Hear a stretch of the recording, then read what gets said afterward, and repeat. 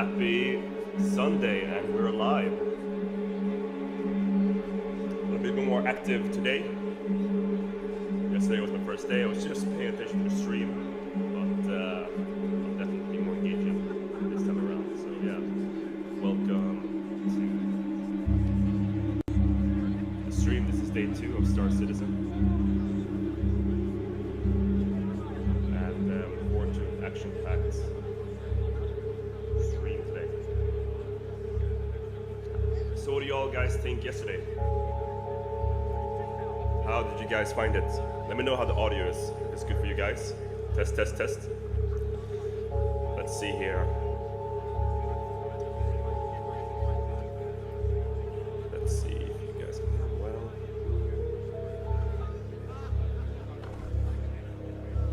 Test, test. All right, I think that's better. Oh, that's better. Test, test, test. Alright, that sounds pretty good.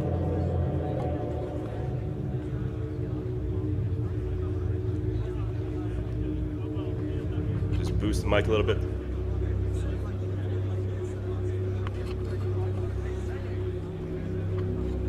Let me know how the audio is.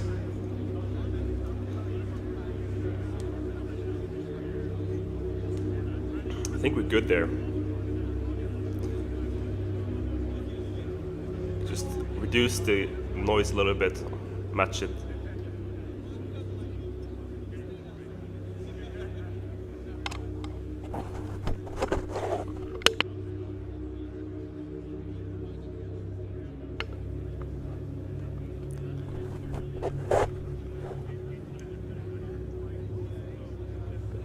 I just got my coffee.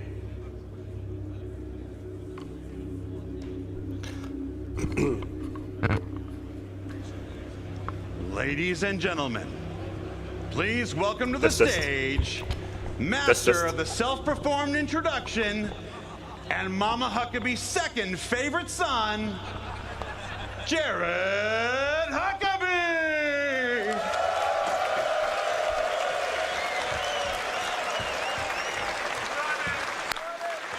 Hello, CitizenCon!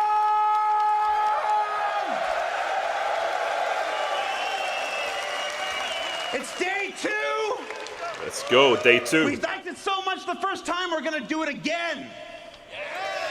Now, as the last guy during the pre-show said, day 1 was focused on the universe that we're creating. Day 2 is all about the destiny that you forge. Now, a little history lesson here. Back in 2015, the persistent universe was first launched. I think it was November or December or whatnot. Everybody remember Port Olisar? Everybody remember that one Big Benny's machine that somehow you could move it? And the Big Benny's challenge of spending hours and hours of just doing this?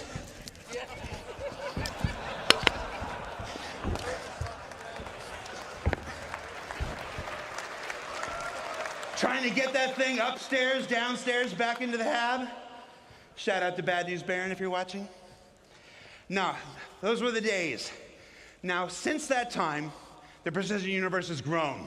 It's expanded. 3.0 arrived, and it had a whole bunch of new planets and moons and stuff like this. We've got Microtech, we've got Hurston, we've got Area 18, and what's the last one? We got Lorville. If you live with the developers, they still call them Stanton 1, Stanton 2, Stanton 3, so it's hard getting the two realities to reconcile in your head. But since this time, you've all been visitors. You've logged in, and you've done your thing, you've gone on adventures, you've fought some xeno threat, you've mined some barrel, apparently, a whole lot of barrel, if we're looking at that trivia from yesterday. But this entire time, you've been visitors.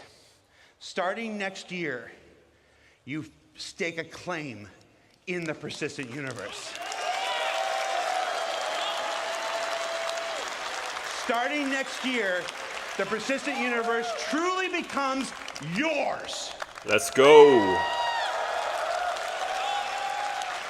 And we have got a handful of gentlemen to tell you how they're going to do it, how you're going to do it, and how amazing it's all going to be. So please welcome to the stage Design Director for Star Citizen and Squadron 42, one of my dear friends, one of my DMs. Hey, when are we playing again?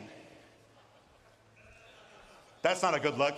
All right, please welcome to the stage Design Director Rick Porter. All right, Rick Porter, what you got? Thank you. Thank you, Jared. And thank you, CitizenCon. It is an honor to be here. Yesterday, we presented the verse that we're creating for you. We shared new tech, locations, creatures, giant worm, social features, things we're doing with orgs. We even played the first chapter of Squadron 42 live. How great was that? Yeah? A few minor glitches, but nothing we can't sort out. So today, we got something just as exciting to talk about. But instead of focusing on what we're creating for you, we want to show you the world that you can build. With crafting, we're going to give you the tools to create your own loot, to build your own home.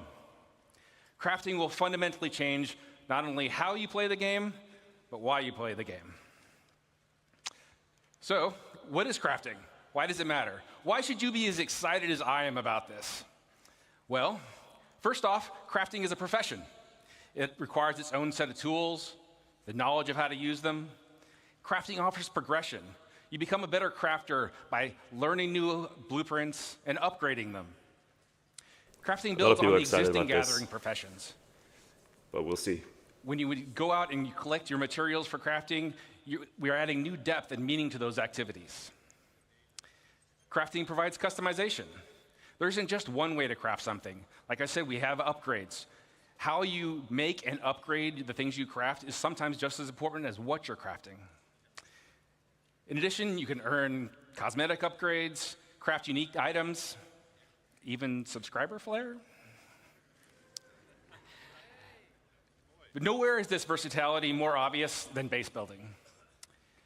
We're going to have nearly limitless options for how you construct your home, how to customize your base to meet your own goals. Most importantly, crafting gives you a lot of new choices. The choices will impact your goals in the game, your interactions with other players, and eventually how you see the game itself. So where do we get started with crafting? Well, you can't craft without materials. Luckily, we've got a lot of ways to gather resources in the game. And crafting is designed to complement and expand on all of these existing gathering professions, as well as future additions. Let's take a closer look at mining as an example. We've got hand mining and vehicle mining and ship mining. That's a lot of mining. But with crafting, we're going to introduce a lot of materials. So there's not just more to mine, but we're also going to specialize. So for instance, each type of mining will have its own unique materials to gather. Gathering specific materials efficiently will require you to use the right gathering profession. Let's talk about refining. Currently, only mining resources can be refined, but doing so allows you to turn them into more valuable processed resources. With crafting, we're going to expand refining to include options for all raw materials. In addition to expanding the variety of materials you can gather, refining lets you create processed materials that you're going to need to craft your upgraded blueprints. So now that you've gathered all these materials, what do you do with them?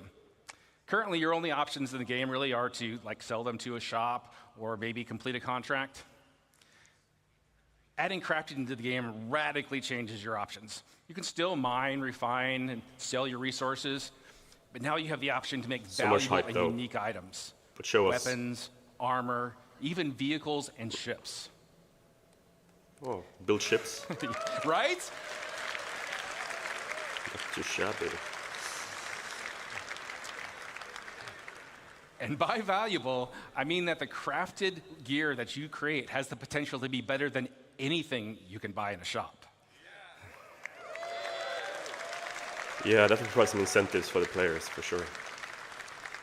But crafting just doesn't end with shiny new gear. Think much bigger. Crafting enables you to build your own home among the stars. I wonder how they're going to manage like all this base building. Choose to make a farm, a hunting lodge, an industrial complex, your own trading hub, a military outpost, even a sprawling town with your friends and org mates.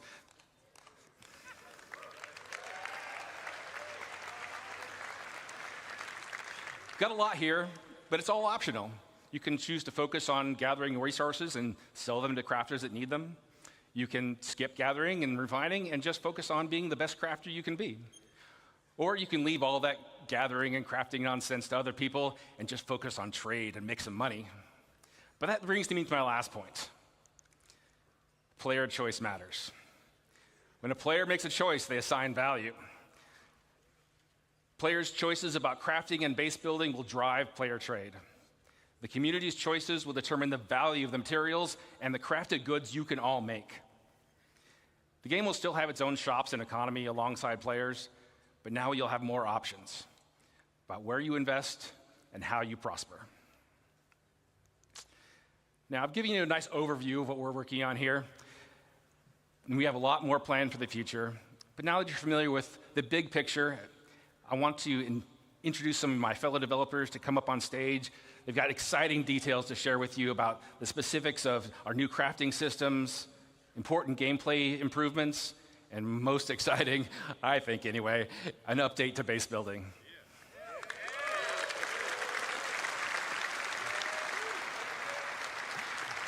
To start things off, please welcome Jacob Taylor to the stage.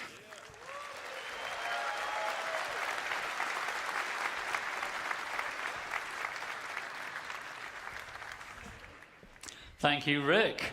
And hello, CitizenCon.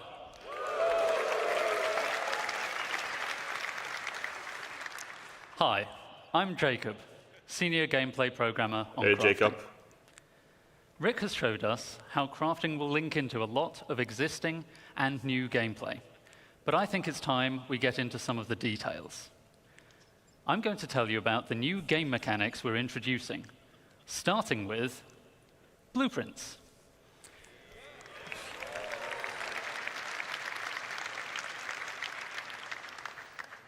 Before you can craft anything, you'll need a blueprint. Blueprints provide the recipe to perform all kinds of crafting processes, including refining. They're just copying Starfield. You can acquire blueprints through various activities. Exactly Some you can buy, some you can find, and some can be unlocked or earned in good. other ways. Why reinvent the wheel? You can also Just copy what upgrade your other blueprints games through are doing, research. and then We'll go they into more reiterate it detail better about later. what this means a bit later.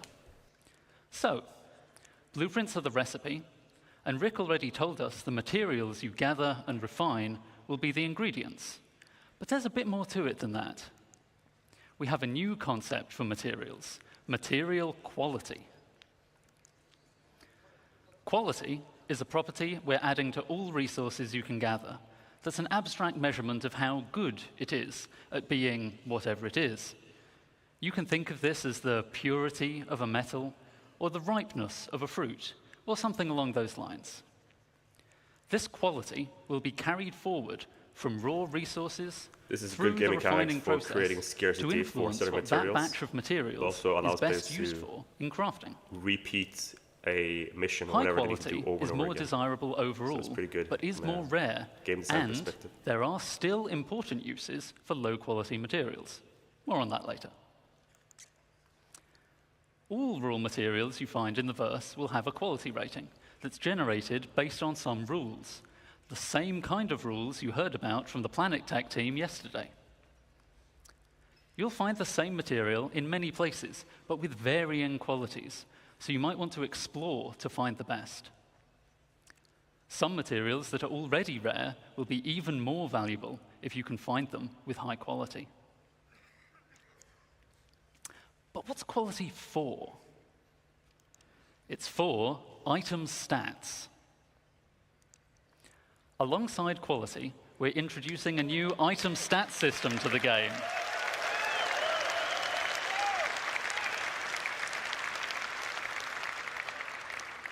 This will allow relevant properties of craftable items to be affected by the quality of materials used to craft them. For resources, just a single quality rating is sufficient to provide That's pretty variation. cool. but craftable items have such diverse purposes that we need a more detailed system to provide both progression and customization options.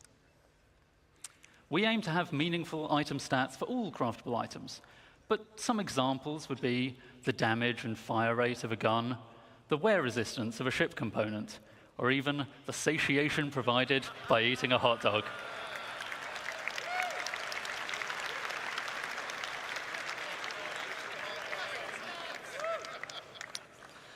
So, as I said, the quality of materials will directly affect the item stats, such that higher quality results in better stats. Most items require multiple different materials to make, which may each influence different stats. And in many cases, you'll have a choice of materials to use, which lets you decide which stats to focus on to tailor your items to your playstyle. Here we see I'm making a gun with high-quality aluminium, giving me a nice bonus to integrity and weight. But someone sold me low-quality copper, so I don't get as much fire rate bonus as I could have. To go even further, researching your fabrication blueprints allows you to build higher tiers of an item with improved base stats. So a higher tier item will be better than a lower tier item that was made with materials of the same quality. Making high-tier items requires more advanced materials, but is also how you access greater choice as to which stats to improve.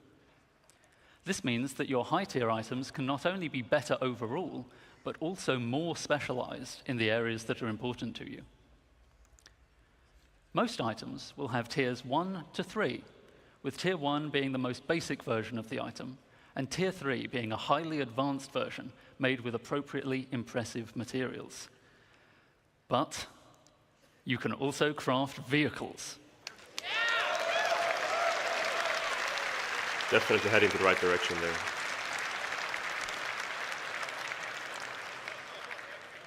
And vehicles are so important that they will go up to tier 5, providing a way for you to really invest in making your favorite vehicles excel.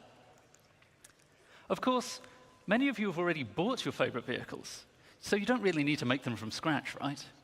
Or maybe you've pirated, salvaged, or otherwise commandeered a vehicle. Not to worry, you can still benefit from crafting by using an upgrade blueprint to increase the tier of an existing vehicle, including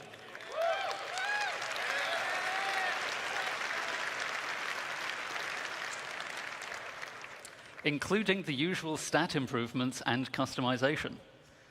Upgrading a vehicle can save a lot of time over crafting it from scratch, so it's a convenient way for established vehicle owners to bring the benefits of item stats to their fleet. Let's take a look in-game at the difference it makes to have high-tier equipment made from high-quality materials. See how the recoil is reduced on our high-tier gun. Cool. The spooling is faster on a high-tier quantum drive.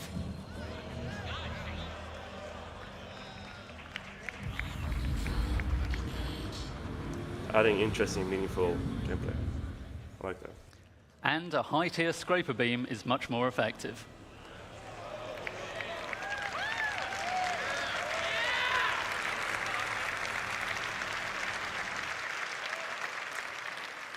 So, that's an overview of crafting's key game mechanics. I'll now hand over to Torsten to walk you through the full crafting process. Thank you, and have a good day.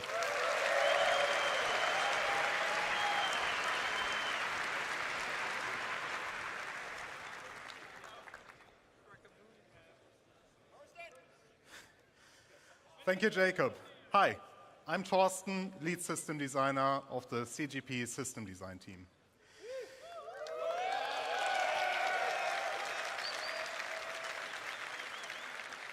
We now saw all elements of crafting looked at individually. Let's bring them in order how you, as the player, will experience the crafting profession. You will start with acquiring the correct blueprints as the first step in the crafting process. As Jacob already mentioned, blueprints can be acquired in multiple ways. Let me give you some examples here. You can purchase commonly available blueprints, earn them from reputation and mission rewards, or even find them in loot crates. All content in our game could reward you with a blueprint. Some blueprints will be challenging to find, so players working together may find them easier to acquire. While you may find a blueprint on a datapad or other portable device, the blueprint itself is not a physical item. You don't collect them in a box or stack them on a bookshelf. Blueprints are digital. Once you claim one, it is permanently added to your personal library. This library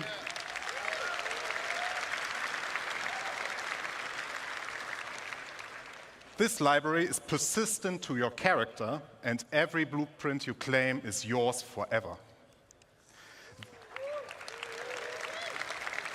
They cannot be stolen or traded once claimed. But it does not just end with acquiring blueprints. Those tiers of quality that Jacob mentioned are unlocked through blueprint research.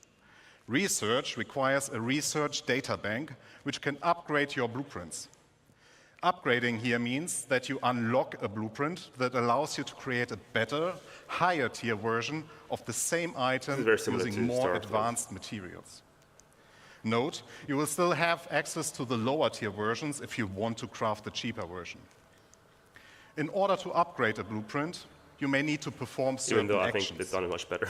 In this example, we need to craft 100-volt pistols and have one with a higher fire rate. Other examples would be collect resources, complete missions, or acquire research data from the Science Guild. Research is time-intensive, in addition to the action requirements. It will take time for the research data bank to process your research data and unlock the upgrade. You are also limited in how many research projects you can pursue at once. Now that you have your blueprint and you decided what to craft, you also know what resources to look for. Every blueprint you find will have unique requirements in their resource needs. It will not just be you need iron. We want to make use of the professions we have to meaningfully involve them in the crafting process. Especially for the more advanced blueprints, you can expect that it will require materials from multiple sources. And, as already mentioned by Jacob, pay attention to the quality. If you want to have the perfect item, you also need the best quality. Here, the best way to find the best resources is to get out and explore the world. If you want to find the best hidden materials, then you get yourself a top quality radar. Once you collected the raw materials, the next step is refining them. Refining, like crafting, requires blueprints. Refining blueprints take primary, secondary, and catalyst materials and produce refined materials. The rule is very simple. The quality of the primary raw material defines the quality of the refined material. The secondary material you put in has an impact on the quantity and the time the refining process will take. An optional catalyst can speed up the process further. Let me give you a simple example. If you want high-quality steel, you need to put in the best iron you have in the primary slot. You can put any quality coal in the secondary slot without affecting the quality of the steel. But the quality of the coal will influence how much of it you need to produce steel. As an example, if you put in low-quality coal, you might require 4 SCU of coal versus high-quality coal that only requires 2 SCU. This is one of the important use cases for low-quality materials that Jacob mentioned. You can use refining stations in the world as they will be converted to this new process. You can build your own refineries for yourself, you can get your org to help you out, or you can simply trade for the materials that you need on the open market. Now, we are reaching the final step. You got the blueprints, you gathered resources, and refined materials. Now you can create the item you want. And this item can be anything. You will be able to craft anything from FPS equipment to vehicle components, even entire vehicles and buildings. You just need access to the relevant crafting machine. Yeah, it's just Starfield's crafting mechanics on steroids. Talking about crafting machines. We will have a variety for you that differ in what process they can support, like a refinery or a dedicated vehicle crafting machine. We will also find them in various places. What is the best There feature will so be far? communal ones like the station refineries you already know, player-owned I that think can from be in your yesterday personal where they had, hangar, a vehicle, or your base. As all that we have talked about just now, these crafting machines also come in tiers. Here, the tiers will affect how well those machines do their job. You will not only progress in the products you produce, but also in the infrastructure to produce your wares. Just to give you an idea what you will encounter, here are some examples of the crafting machines. There is the nutrition fabricator, the chemical fabricator, an item fabricator, and even way more fabricators interesting than of what a we have much seen larger scale up we to will date. talk about later.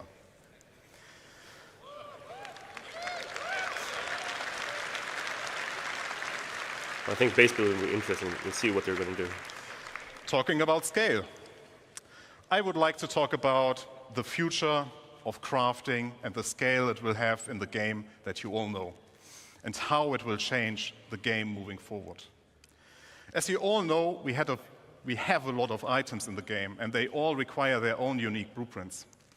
That means our aim is to have more than 1,000 blueprints that include the creation and the refining blueprints.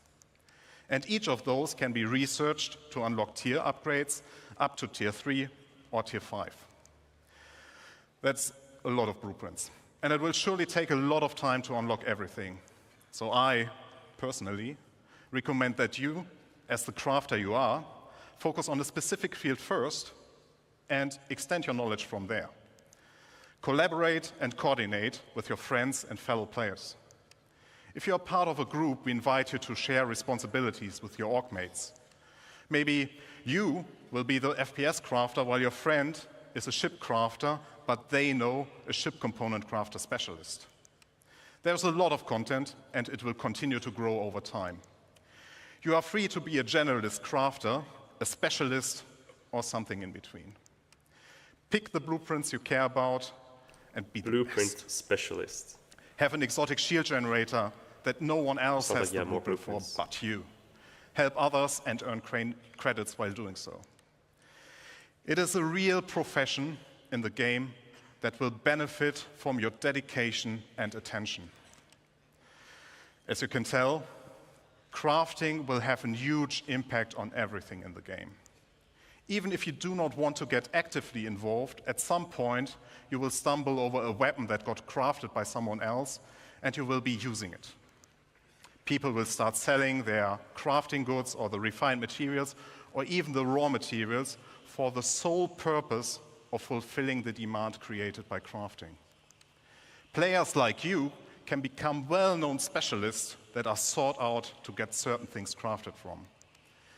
With the ever-expanding game we all love, we will continuously expand our crafting to offer you long-term progression that involves the entirety of our game.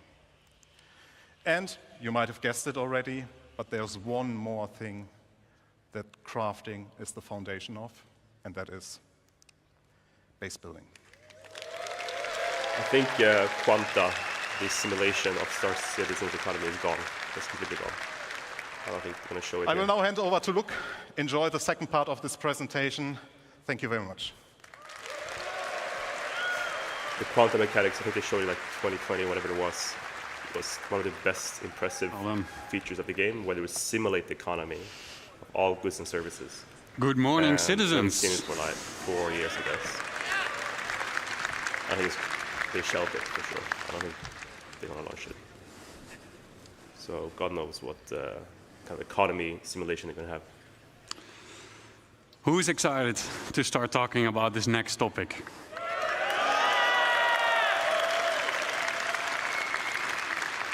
Let's get into it. My name is Luc Gijsbertse. I'm the lead environment artist on base building structures. Now that we have an understanding of the fundamentals of crafting, thanks to Jacob and Thorsten, we can explore how crafting is the foundation of base building. Up until now, everything in the game we made for you. From here on, we will give you the tools to build your own stories, your own homes, and truly make the universe yours.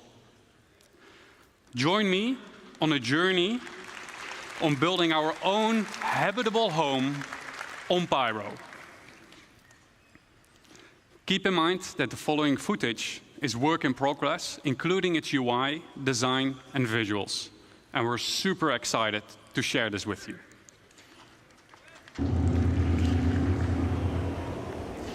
We found a beautiful location by a lake. This is where we'll build ourselves a home.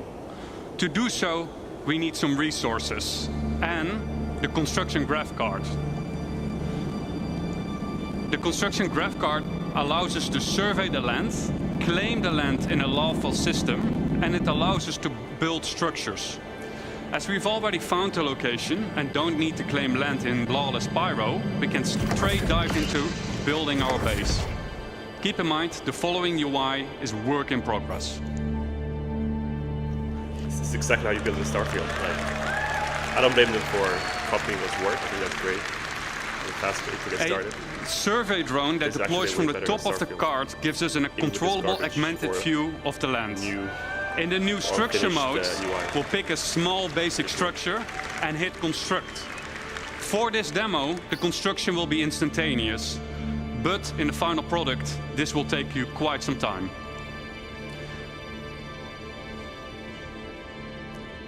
We've done it. We've built our first structure. Let's have a look on the inside.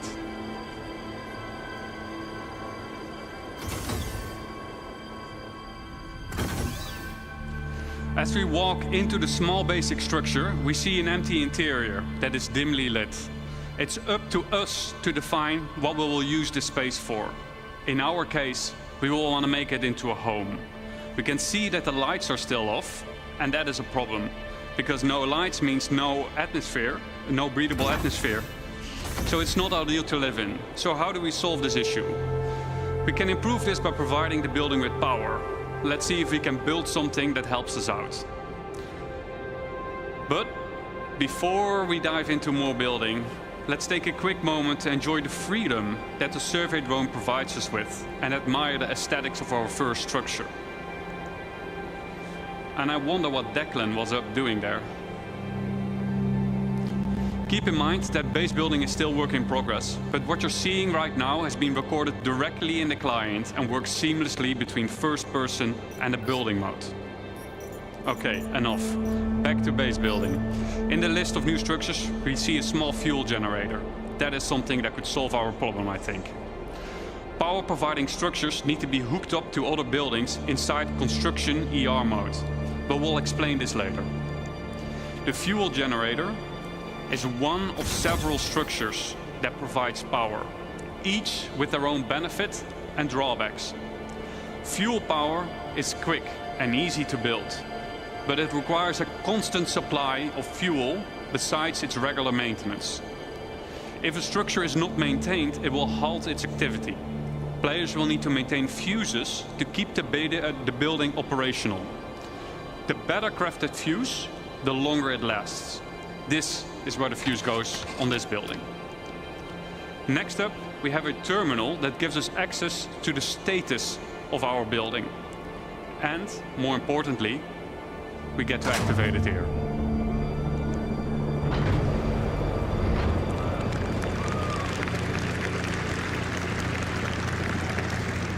That should do it. Let's see if we got power in the building now.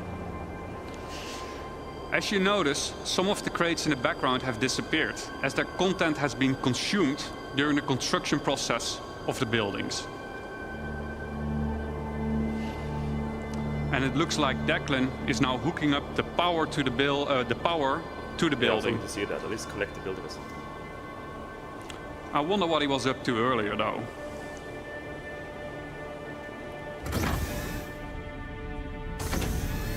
Wow, Declan has been busy decorating the place. As we can see, the lights are now properly working. We got atmosphere, and we can start to use the item fabricator now that there is Basically, power. Starfield. Always handy in case we need a fuse. Building model. Let's have a quick look at what maybe we've a little done bit so better, far. which is still We've pretty good decorated the for playing place. a multiplayer game. We made it our own impressive. little home. We hooked it up with power. I would say we have a place that we can live in. It might not be much, but I think it's just enough to call it a home. Thank you.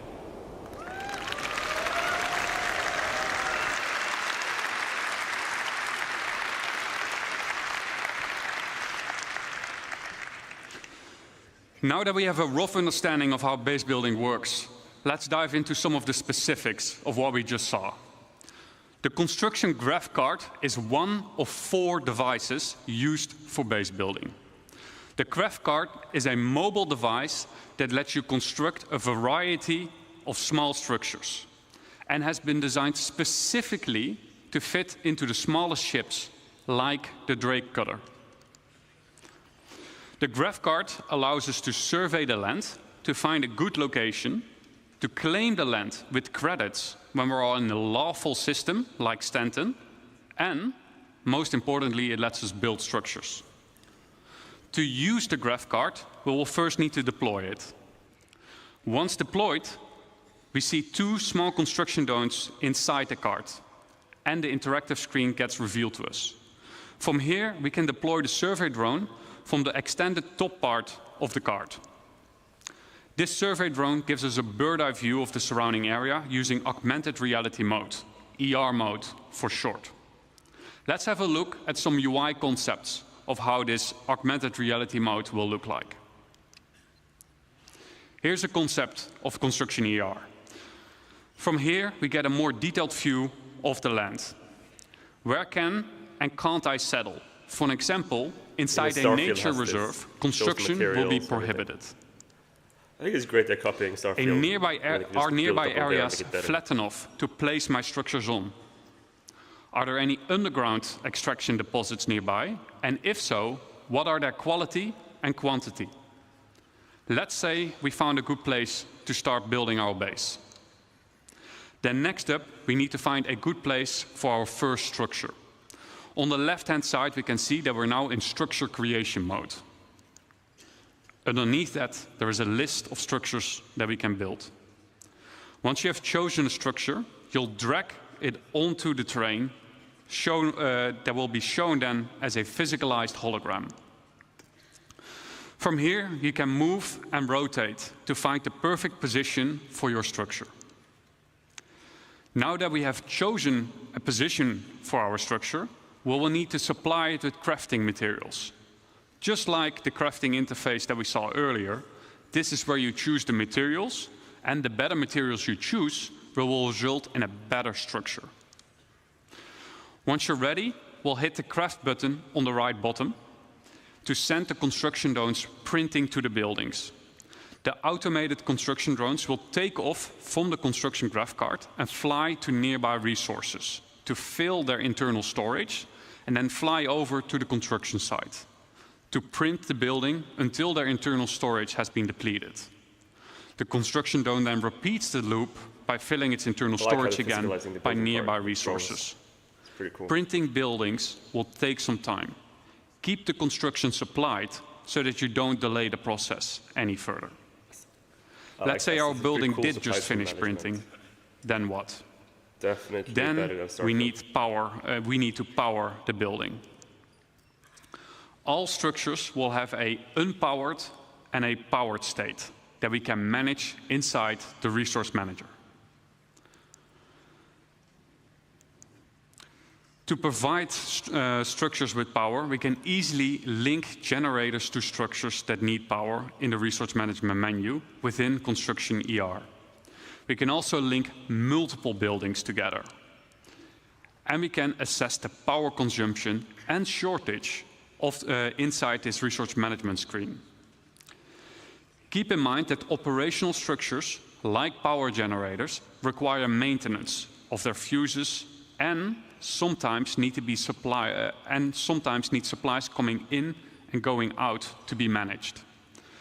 Now that we have a structure and power, what can we do next?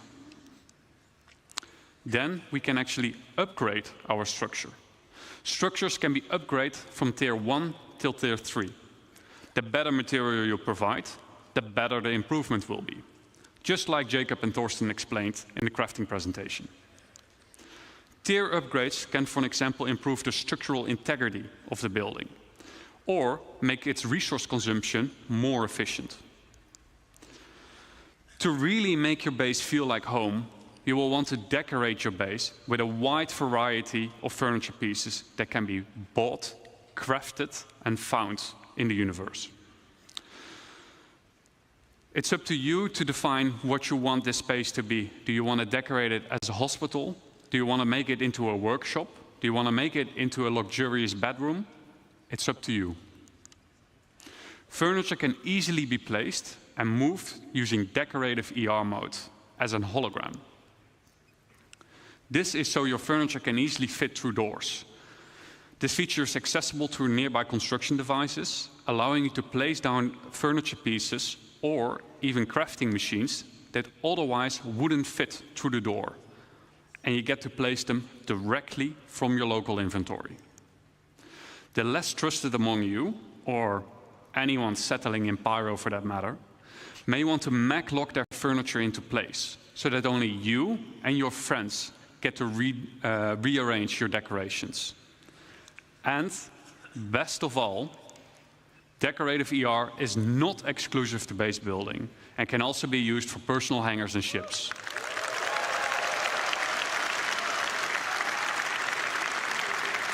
Very impressed with what they're doing. They're doing like really high quality base building. To recap, what are the essentials for any base?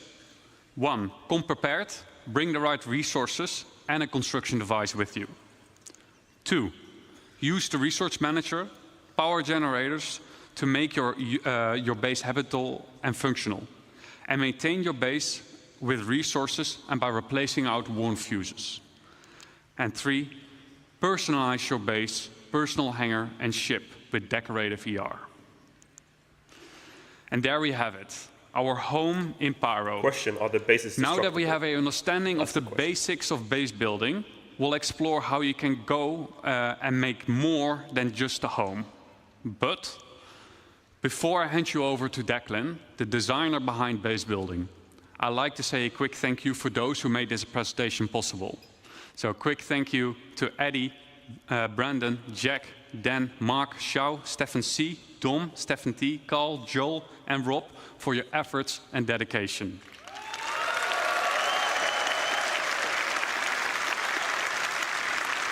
Now give me a warm welcome for Declan.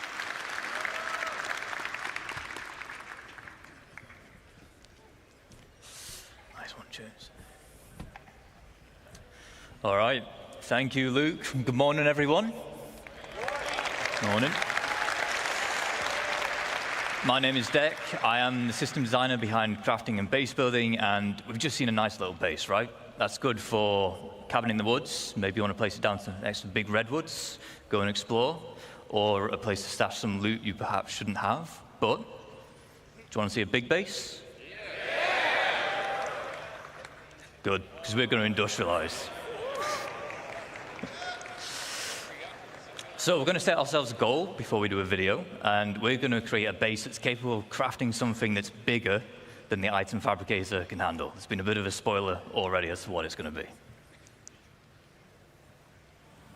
So to kick us off, called in the help of a friend who has a specialized, not yet revealed base building vehicle, and he's built us this. It is the construction hub. This has 4 automated drones compared to the GravCarts 2. They can build small, medium, and large buildings. So far, we've only seen small. Automated drones are capable of building 1 structure each simultaneously, so 4 is quite a big advantage.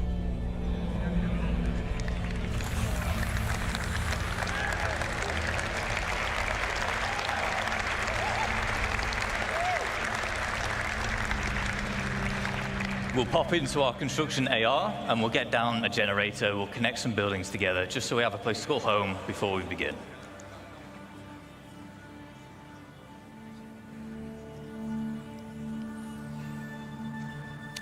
There we go. So we've settled on one of the brand new underground resource deposits, and we're about to exploit it using this. It is our extractors. This particular one is a large solid extractor. We'll also have liquid and gas, depending on which type of deposit that you've settled on.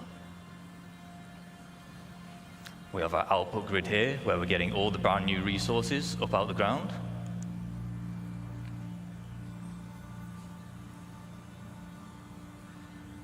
And it is important to note that once these things are set up, it's not a case of just free resources forever. On key structures like this, there are fuses which will occasionally need replaced, as well as environmental wear which can be fixed using crafting materials.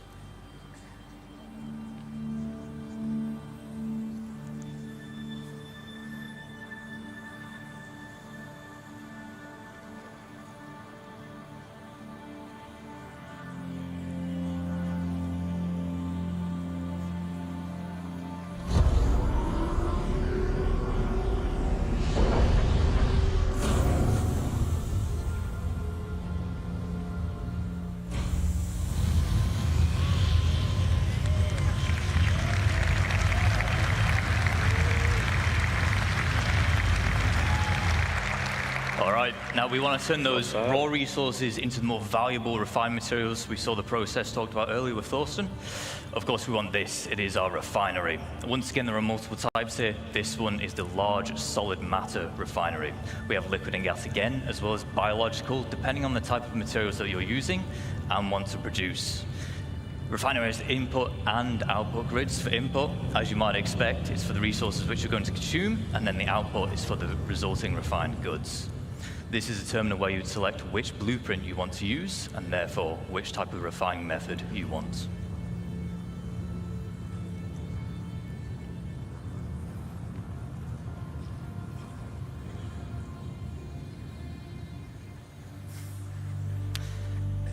A lot of crates here with our extractor and our refinery, so we're going to put down our elevator storage.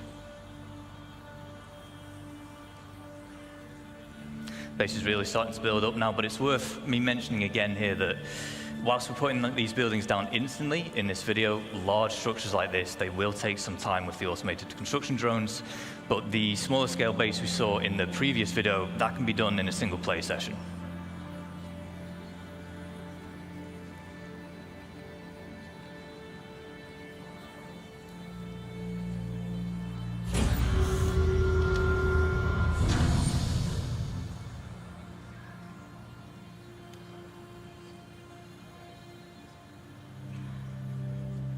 We'll just keep on putting down more extractors because we want as much as that valuable resource out the ground as quick as possible. And with base building, we're introducing the concept of a freight elevator network. What this will allow you to do is it will allow you to link multiple freight elevators together, and in turn, they will share the same storage. So as we're doing here, we'll deposit an item on freight elevator A, and then we're retrieving it on freight elevator B. There is a distance limit, but you can daisy chain the elevators together to extend that. And it has to all be contained within the same base.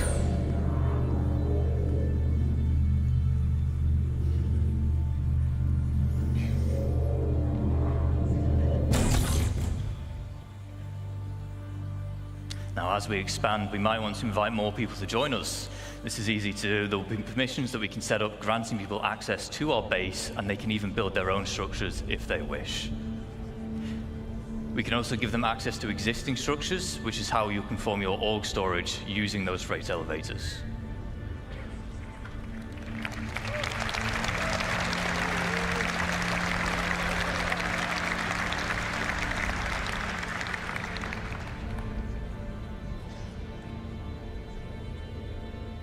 Now, we always want a safe place to store our ships, so the trusty hangar will do.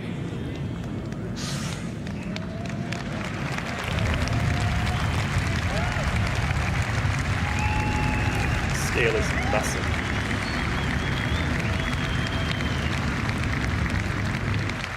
See, it has this large, we call it a foundation tile. It's quite special in that it can actually deform the terrain around it, making it easy to place such a huge structure like this. You can also place other buildings on it, so it's easy for making large, sprawling bases. However, there is one final piece of the puzzle that we need to achieve our goal, and it is this. our very own fabrication hangar. Does anyone want to guess what we're going to build in a fabrication hangar? An Idris, maybe not an Idris, if I'm honest. We'll have a drive around, we'll go to the entrance, and we'll see what's in store for us.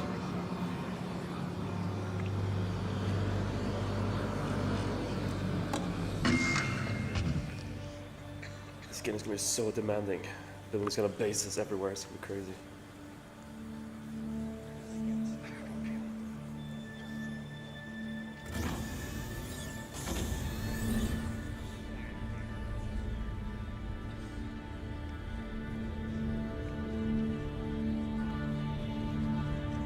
Looks like whatever it is, it's just about finished crafting.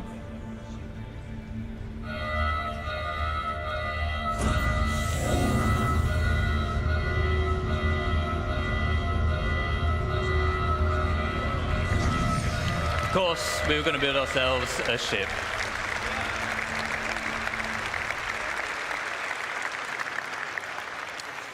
So, quick recaps of the gains from industrializing. We've tapped into the brand new resources and we've made use of them by turning into the more valuable refined materials. We've introduced freight elevator networks, which are great for logistics and hauling. And then we've created our fabrication hangar, which allows us to craft big valuable items such as ships. Now, ships are valuable because you can fly them, you can play content with them, but because they are a crafted item, they can also be sold to other players.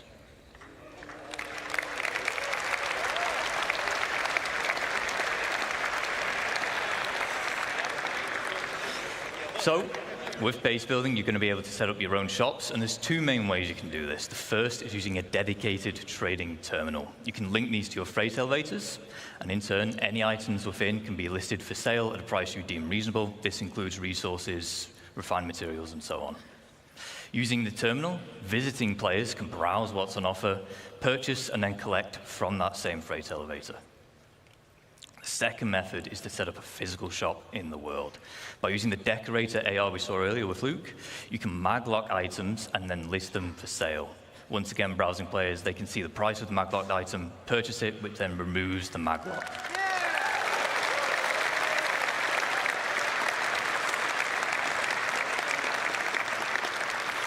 Of course, the nice thing with physical shops is you can genuinely make it feel like a store. You can put items on shelving. You can even go as far as to make your own ship showroom.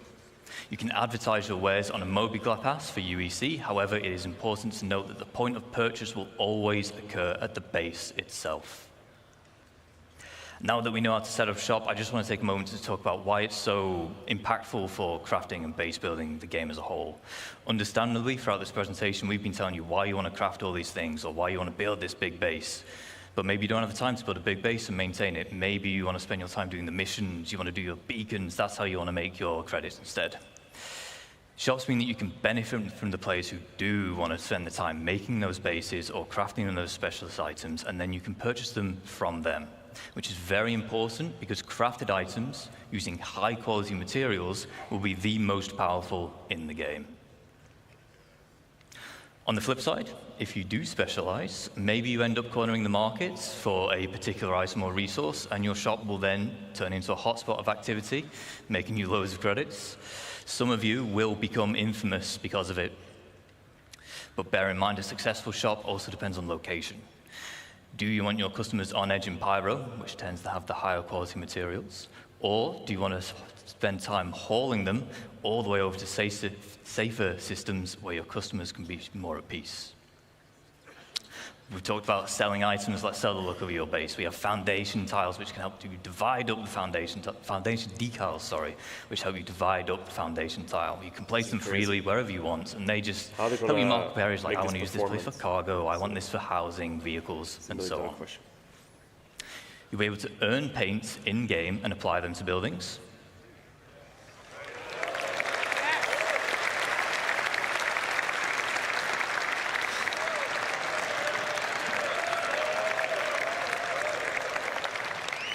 As well as add your own custom text, so if you're part of an org, the blue buildings that have your name are definitely yours. We have some forms of base building which are either still in the design phase or early white box, but we want to share some details. First up, we have farming and ranching.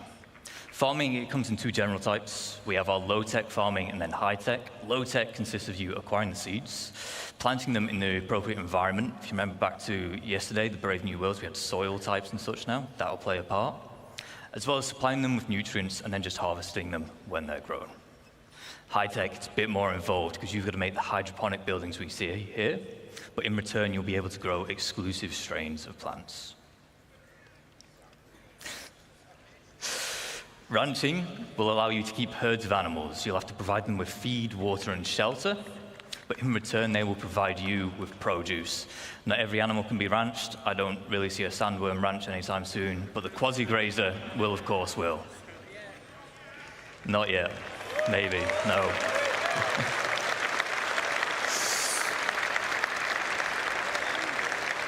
Insane. We have a few more additional archetypes. We have landing pads, garages, roads, fencing, as well as new variants of structures which we've seen today. For instance, the power generator, there'll be solar power, fusion, geothermal, as well as the XL structure class. If you remember, everything we've seen today, the biggest we've seen today, rather, is large. XL is larger than large. And then you have your defense. I was waiting for this. I was like, come on, must have some defense. I wonder if the things are destructive. So, in lawful areas, you have varying levels of security provided for you. With max security, you are protected by planetary shield tech. However, in lawless, pyro and the likes, you'll have to provide your own defenses. These come in the form of perimeter walls, shielding, which prevents aerial bombardments, and then a range of automated turrets, such as PDC to shoot down missiles, anti-air, anti-vehicle, and anti-personnel. To round up, whilst we spent this entire time talking about how you can expand a single base, you can, of course, have multiple. These can be across a single planet, moons, across multiple systems. There are advantages and disadvantages of locations and base types. For example, in lawful areas, you'll need to buy your land for UEC, pay a tax to be able to build, and then you'll gain protection in return. In lawless, no cost, higher chance of better quality materials, but no security to fall back on. A small cabin in the woods can be great to set up in a single play session with short build times. However, the large base we just saw will take days, weeks, or even months, depending on how big you want to go. You might want to embark on this endeavor as a team or an org. You can set up a base as an org and own it as the org. For this, there'll be permissions available, and you can assign roles and tasks.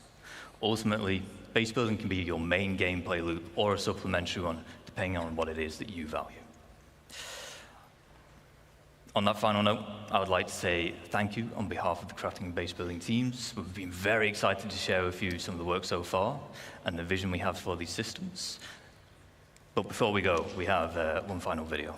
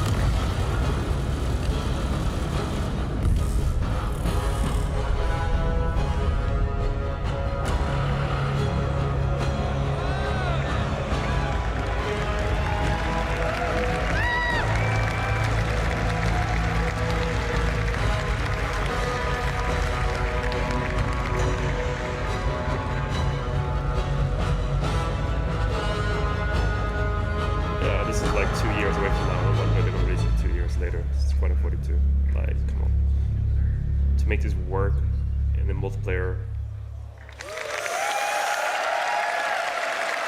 This is why they're so good. Thank you. I'd just like to say thank you especially to Kian and Zheng Shui. They worked very hard on this, and you might see that base again later today. So stick around. Thank you.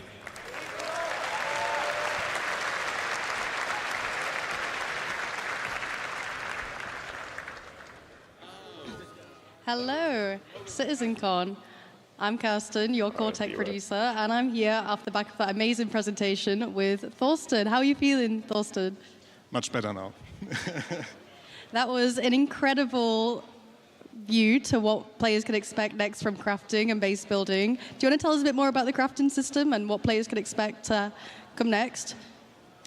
So I think we talked a lot about that already in the presentation, but it's a really dramatic change, or an exciting change, I would say, to the game, because we give the resources a meaning apart from just a monetary value. Now, even with the quality system that we now implement, there will be also a meaning to scout for like the perfect material.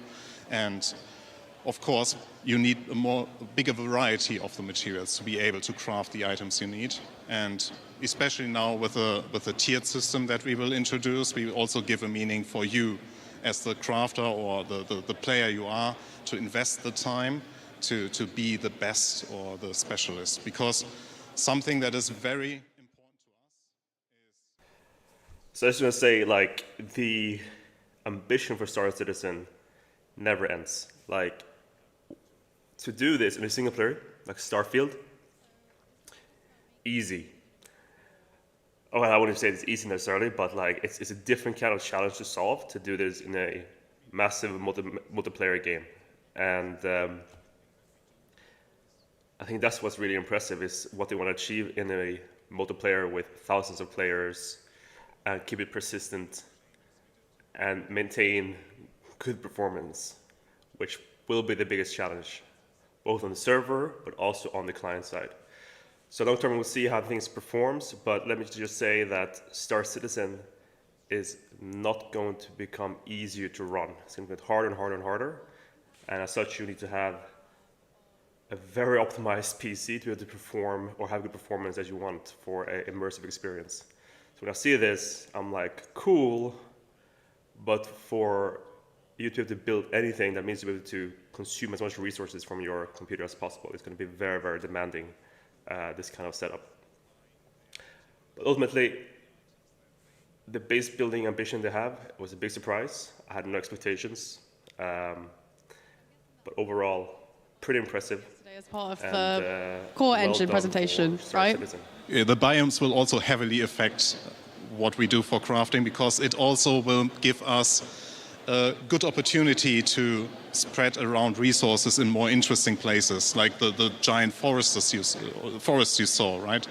For example, if you have a prospector as a miner, it might not be efficient, or you might not even be able at all to go down into the trees to mine anything that is below it. So you need to grab your ROC or your FPS mining gear to actually grab the resources that you can only find in those particular areas. So yeah, we will benefit a lot from this. Super exciting. Well, on that note, how has this CitizenCon compared to previous years? You were at LA last year. How was it to be back here in Manchester? Before. I'm not shy. It looks a bit smaller, but I got told it's actually bigger. So yeah, so I really like the location, like the theme it has. I like the community area with the cargo crates. So I think it's really nice. Yeah. Is there any specific highlights so far for your CitizenCon today and yesterday? So it's a very subjective take on it, but I really liked our presentation about the orgs and the social stuff, because I'm part of an org myself.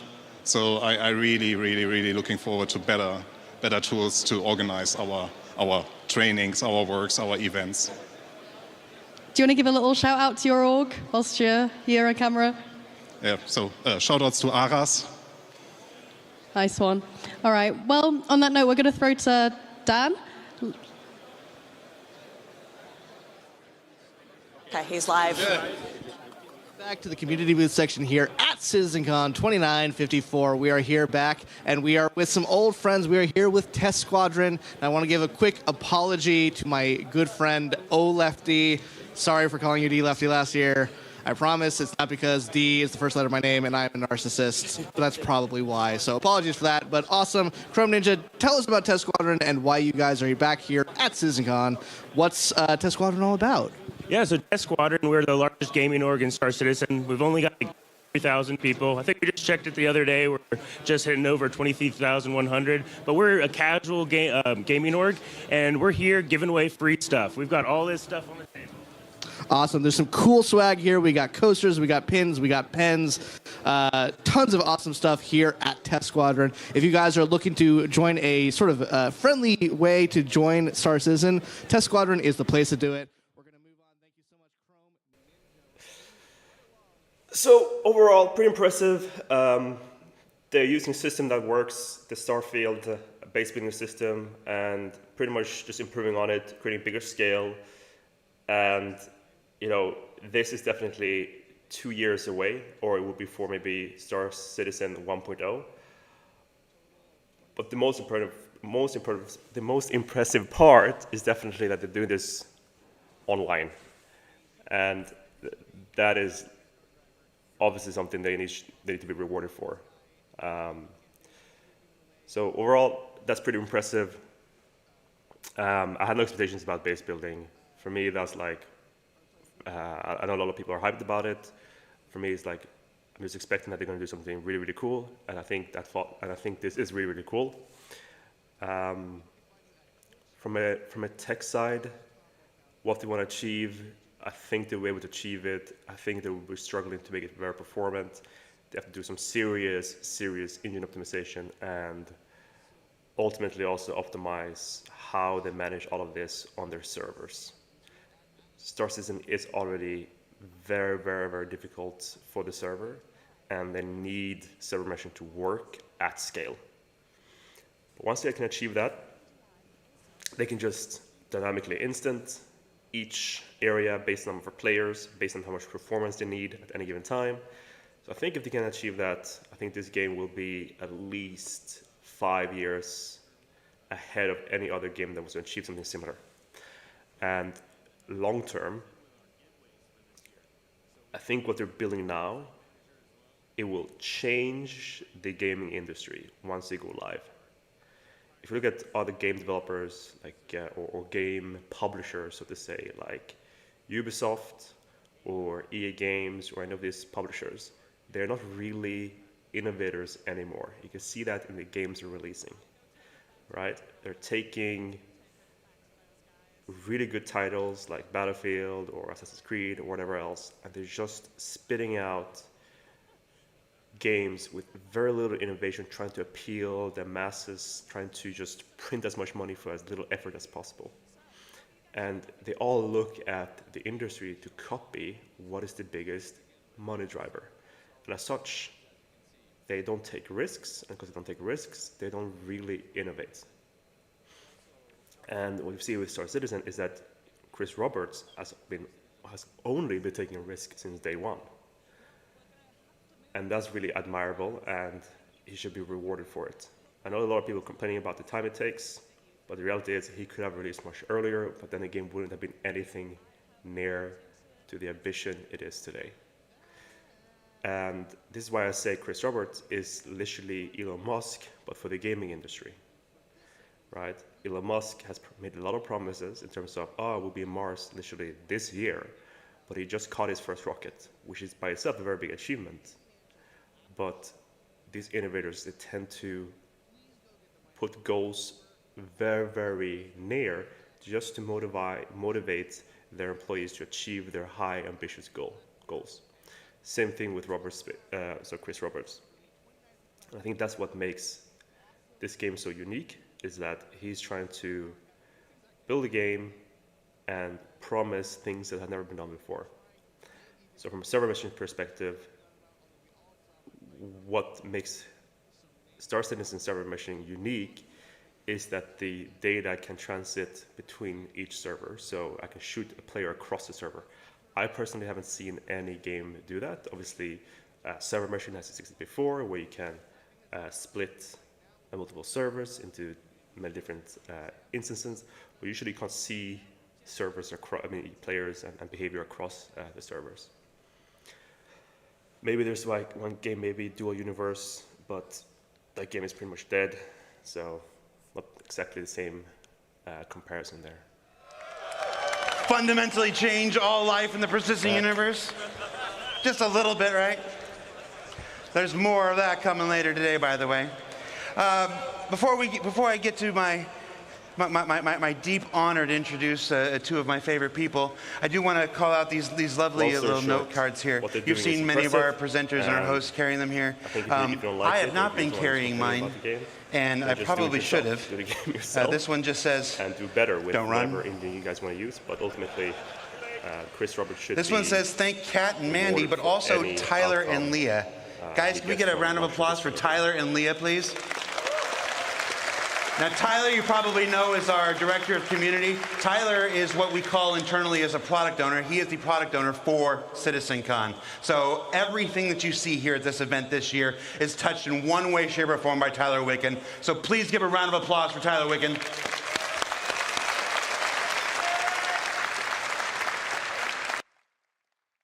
I heard, so Demi said, I heard they might be waiting for Xbox to drop before they drop. Yeah, that's a really good theory, and that's also the theory I hold.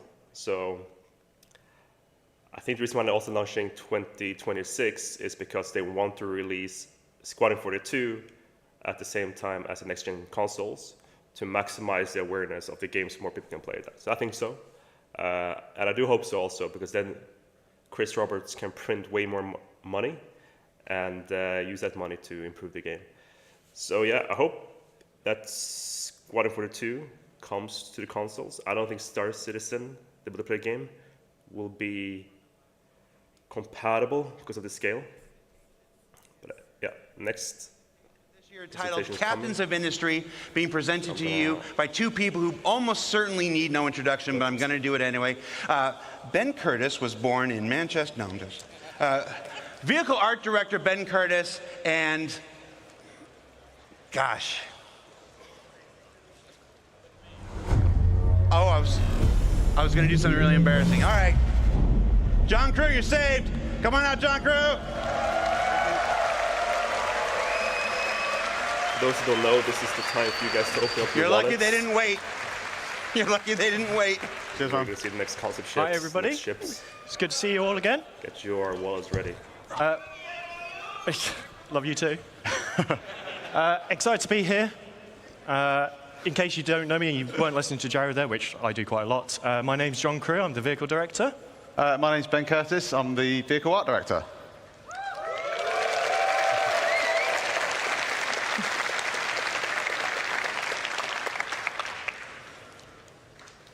And the clicker is not working. Oh. So if you've got technical difficulties... You have to do a dance, John. There we go. There we go. We're good. Right. So, today we're going to be talking about the vehicles to build your universe. And for those of you that watched the previous presentation, which is awesome about base building and crafting, you should be familiar with the construction grav cart. And you've seen how this works. You might be wondering, well, if I've got this, why do I need some vehicles to do things? I know there's going to be some of you that will be perfectly prepared to go push this thing hundreds of kilometers out of the garages at New Babbage. But realistically, you're going to need a ship to put it in. It can't carry supplies by itself, so you're going to need to put supplies in the ship, move them. And it has small drones.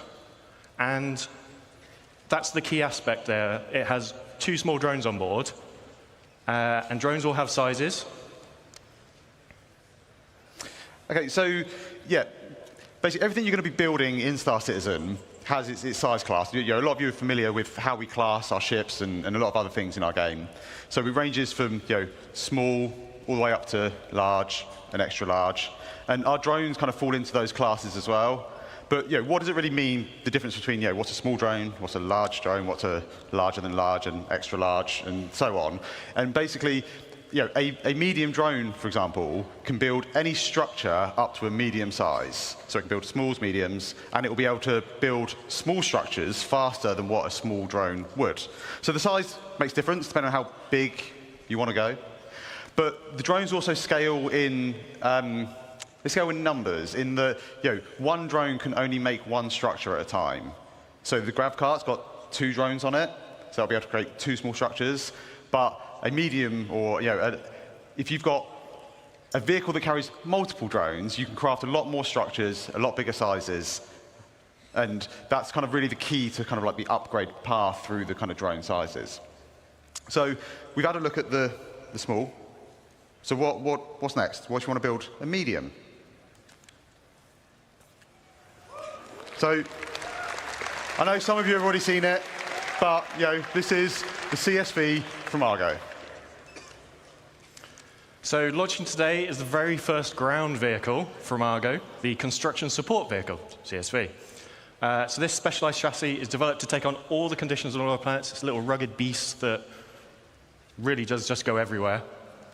And if you're constructing a new settlement, there's 2 things you need. You need drones to build it, you need supplies to supply the drones to build it. And that's why the CSV comes in 2 variants. So we have the CSV FM, which stands for Fabrication Module. So this has 2 medium drones on board, and we built it to fit in as many vehicles as we could practically get it to fit in. So it fits in vehicles from a Cutlass Black upwards. It's approximately, and everyone always asks me, what ship fits in what, and I lose track of it all the time. It's about the size of a Tumbril Cyclone. So if you can put a Cyclone in a vehicle, you can put one of these in it.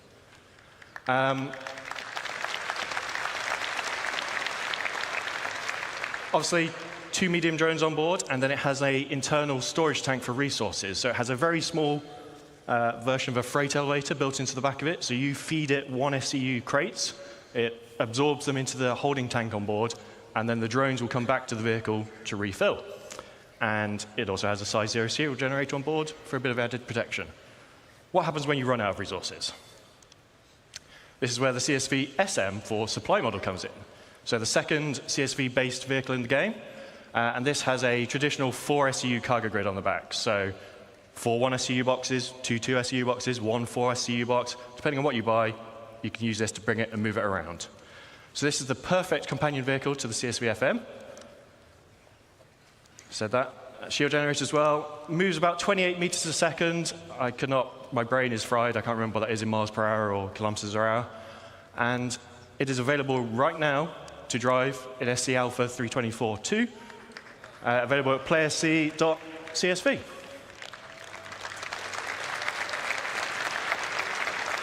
So now, let's take a little closer look at the vehicle, and Ben's going to go through it.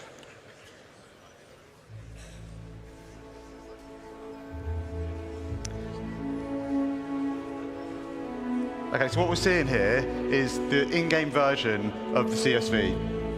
It's complete with its 4 SCU of cargo up on the rear.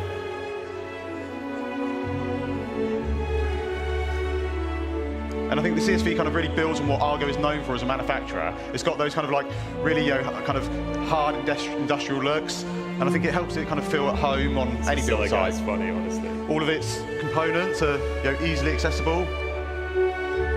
And I think the exterior is like real dominating factories, those kind of large all-terrain wheels. Kill more camo, and then bring it back that's in kind of game, backed up by sell more just copies. simple, smooth, sleek lines. We've got the front-loaded cab that puts all the controls kind of right in the kind of where the player needs them. And I think that's one of the keys to the ship as a whole, or the vehicle as a whole, sorry, is it's simple, it's purposeful, it's functional, and I think that just kind of just helps it to kind of feel part of that Argo family.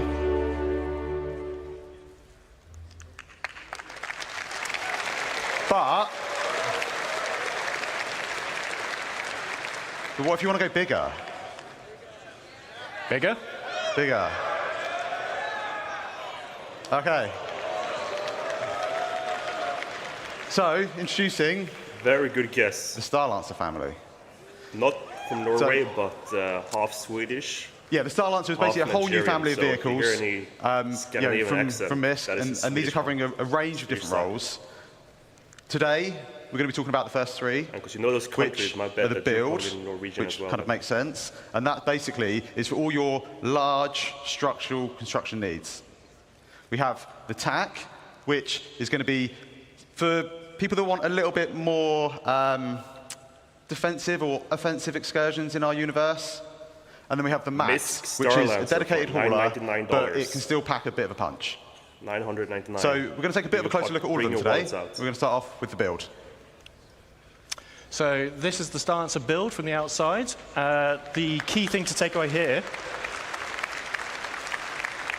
is you'll see it has the drone bays on each side, and then it has the drone resupply arms for allowing the drones to come back and resupply.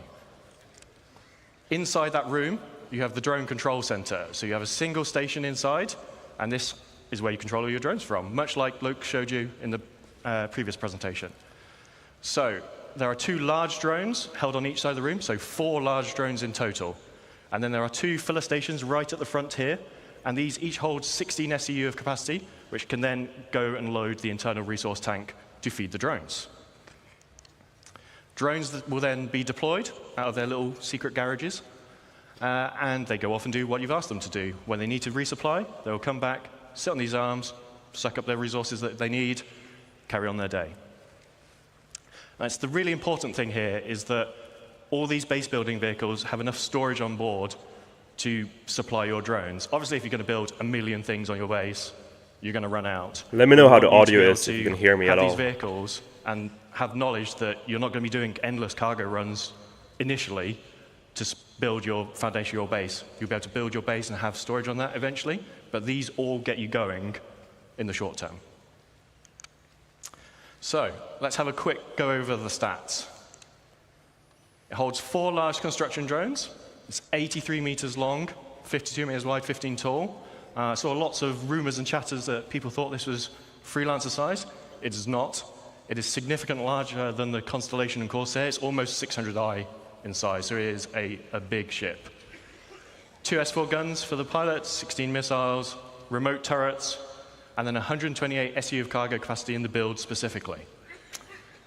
But what if you don't want to build stuff? What if, like me, you just want to burn stuff and destroy stuff? So introducing the Starlancer attack. So like I say, this is designed to be a bit more aggression into the verse. So I think the first thing you're going to notice is the kind of the dual man size 5 turrets. Now these give much, much better kind of broadside coverage from any of the other variants. And then on top, we also have like a dedicated hangar that has been specifically designed to fit a Mirai Fury inside. And I'm sure we will see plenty of other ships try to be fitted inside. Successfully yeah, or not. yeah, we'll see. And I think John's going to run you through the interior now. So yeah, let's have a look over the tack from outside to in. So this is the tack in its default paint, so sort of military drab gray. Then internally, obviously Ben talked about the size 5 turrets. Then we have some drop seats behind, and these are on a deployable ramp, so you can do some ground assault. They will drop out, down. If you're doing a bit of ground assault, chances are someone's probably going to get injured, so there is an onboard medical facility directly behind there with 2 Tier 3 medical beds.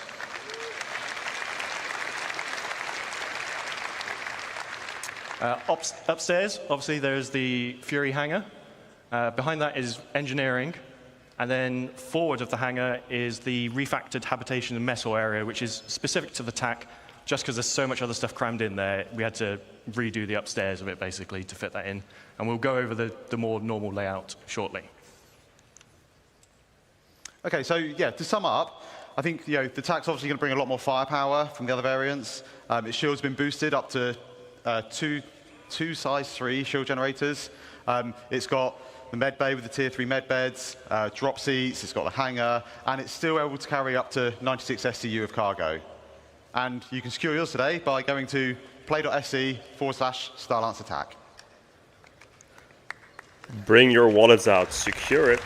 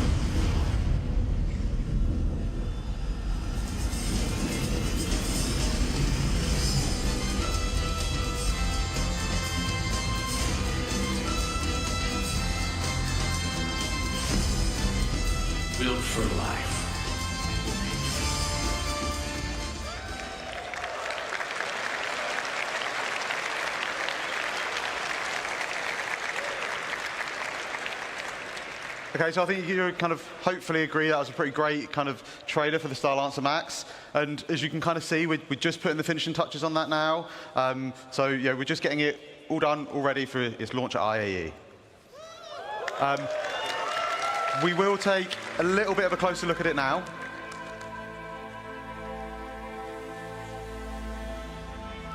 I think the Starlancer kind of really fully encapsulates Mysk's kind of ability to create beautiful ships. It's got this bulbous design that really helps to kind of convey its underlying structure and its underlying strength.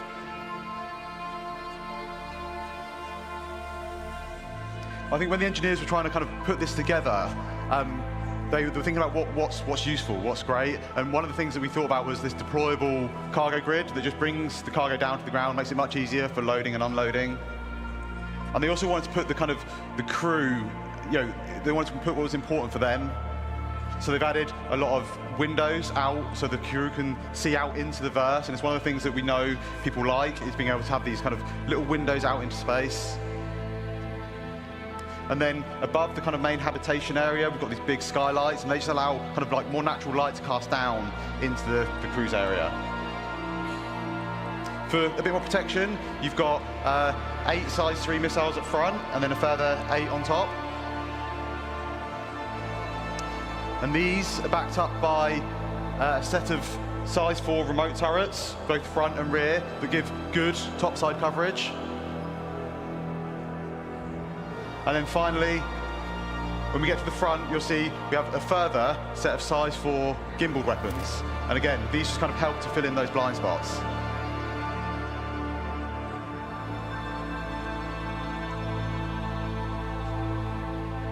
I think as a whole, the engineers or Mysk have done an exceptional job in creating a vehicle that kind of fully encapsulates the functionality needed, while still ensuring that the crew's kind of well-being and livelihood is protected.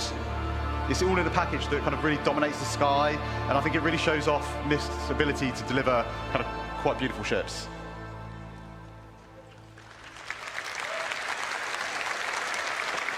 Right, so don't worry, this is not an Origin 404 moment happening here.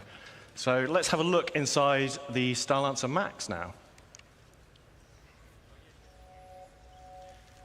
So, love it or hate it, we love it. The Mysk traditional letterbox view is back. At the front of the ship, you have the pilot, co-pilot seat with 2 support stations at the rear. These are the ones that control the remote turrets by default. Then behind that, we have the escape pod room. 4 escape pods, 4 crew. And then behind that, we have the traversal. It's sort of a traversal room. It has a lift, goes between the 2 floors of this ship and goes to the exterior of the ship. And then a ladder for emergency backup. Behind that is the mess hall area, so nice shared communal space for you to relax with your crew. And then we move into the 4 individual crew rooms, each with double beds, so very luxurious for a spaceship, en suites for all. At the rear of this section, we have a further 2 lifts. These are just internal to go between the 2 decks of the ship. Then at the rear, we have the main engineering. So there are some components dotted around throughout the rest of the ship, but the bulk of your components and the engineering terminal are here at the rear of the ship. So that's upstairs. Let's go downstairs a little bit.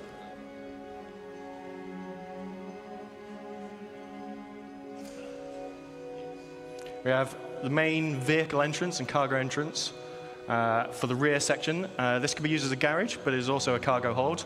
Can fit vehicles up to a Ursa rover in size in here. And then on the Max, we have, as you saw in the trailer, it's sort of 1 cargo lift that drops down, but it retains a walkway throughout the center of the ship. So regardless of whether your cargo is up, down, being loaded, you still have traversal front to back of the ship. Then we have the downstairs of the traversal room, which also features the airlock onto the ship. And then lastly, we have the armory at the front of the ship. So if you're coming on board, leaving via EVA, leaving via that front entrance to the ground, you can stop off here, suit up, get your weapons, do the reverse coming back. And that is the Starlancer Max. Pretty cool. So we'll quickly recap the stats. 224 SU of cargo, 128 on that ventral drop Any platform. guess how much it's going to 96 cost? in the rear cargo area. It has 6 extra VTOL thrusters for all that extra mass that it's hauling. And it is available to pre-order now and will be flyable this IE at play.se Silencer Max. And if you pre-order now before IE, you will get this exclusive sapphire paint, which is in the CitizenCon colors and looks super cool in my opinion. They know how to monetize everyone there. So, we have talked small drones, medium drones, large drones. What about bigger things? So, who can guess what that is? All right, the big ship is coming. So,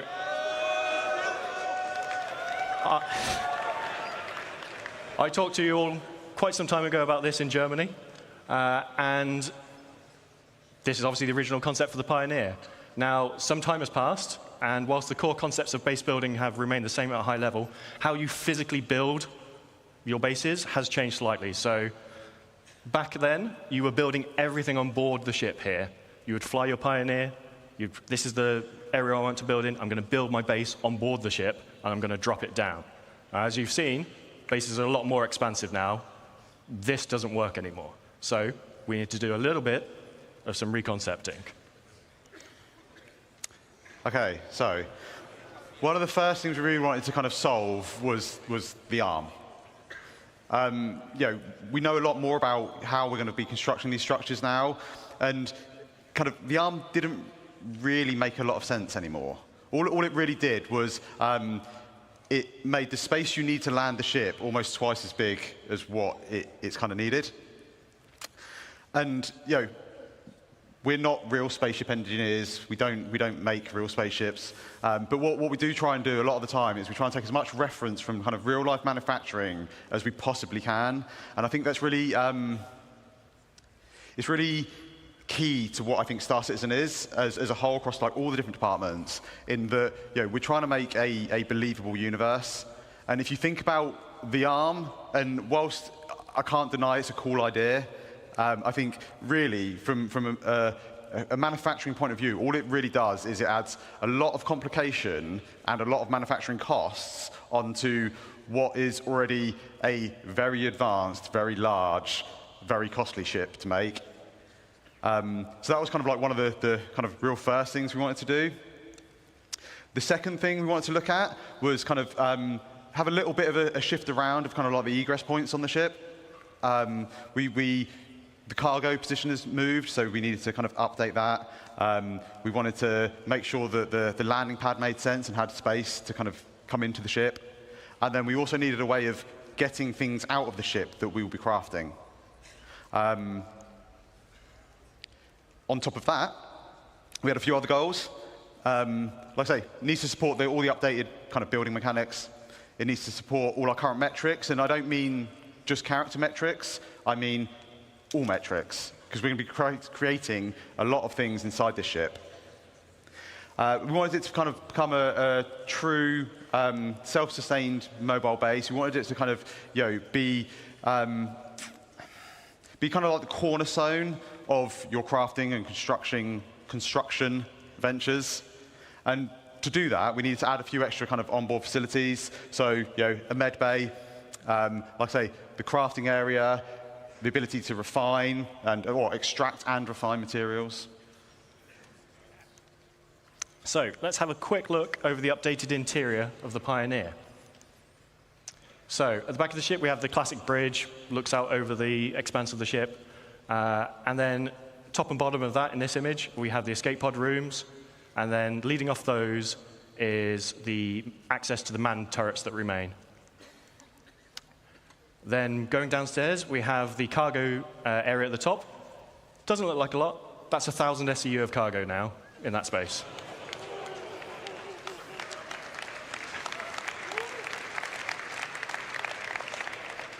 Next to that is the fabrication control room.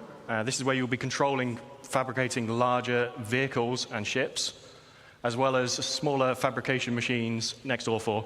You don't want to use this to build a small FPS weapon. It's a bit overkill, so we have that on board as well. In the center of the ship, we have a small fabrication hangar with roof and ramp egress. So if you're building a small ship on board, so things like a Nomad, you can build on board here. You'll be able to fly it out the roof of the fabrication hangar.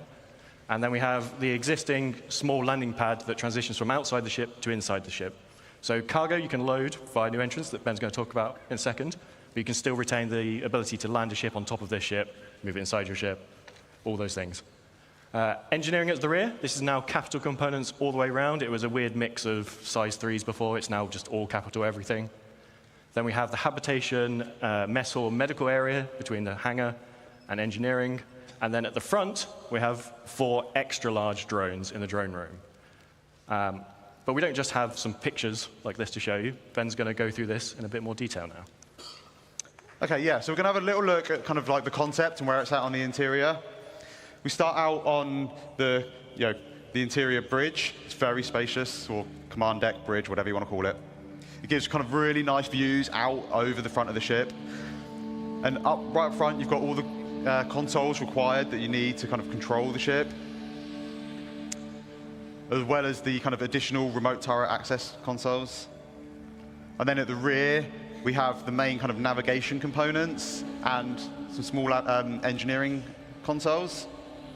And kind of flanking either side, we've got these 2 corridors, and they lead out to the manned turrets that kind of sit above the bridge. And they also have all the escape pods needed for all the bridge crew. Like I say, we want this to kind of be a home away from home, so we have a very large, comfortable habitation area. Each of the crew members, they get their own individual crew pod. And one of the nice things about this is these actually open up, and they allow kind of each crew member to kind of decide like how much privacy they actually want. This is the crafting area. We've got the 4 kind of crafting machines. And these are right next to the cargo bay, the internal cargo bay. And as John says, this holds up to 1,000 SEU of cargo, so it's pretty sizable. To make it a little bit easier, it's got its own dedicated cargo lift at the back that, again, just simplifies that kind of getting cargo in and out of the vehicle.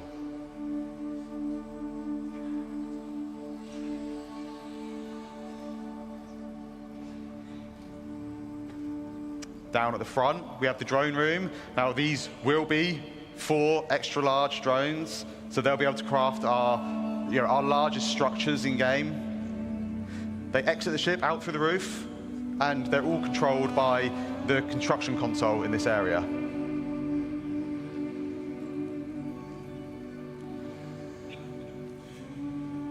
And finally, we're just going to take a quick look at the crafting area on the ship. So you can see here we've got these blast shields down that kind of protect the crew in this area from what's going on inside.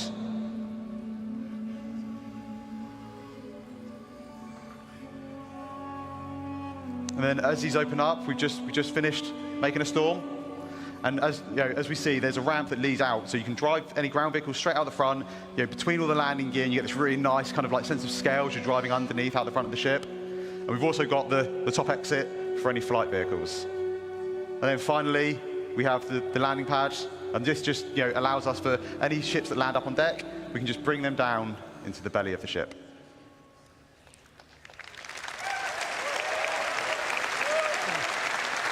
So that's the Pioneer. It's had quite the glow up over the years. Holds 4 extra large drones. And if you're interested in finding out what extra large drones can build, I highly recommend sticking around for the next presentation. It's about 20% bigger. I know the jokes, we always make ships bigger, but to fit all that in, it needed it. It can craft small ships and vehicles. And one thing we didn't show in that video is the landing gear actually have integrated ground resource extractors in. So when you find your plot, you land your ship and you can start extracting the resources from it.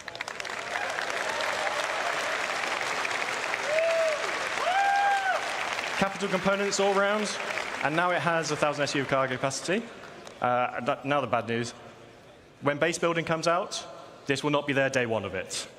But we are starting this in the next week or 2, so it is in production very soon.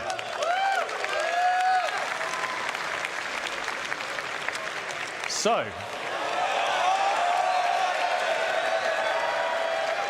To finish up, we'll do the classic one last thing. CitizenCon is usually about looking forwards, but we'll do some housekeeping and look at the now and a bit before.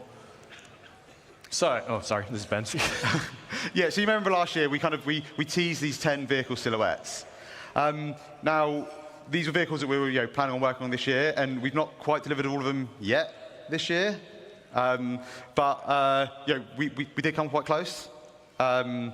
So far we've delivered 6.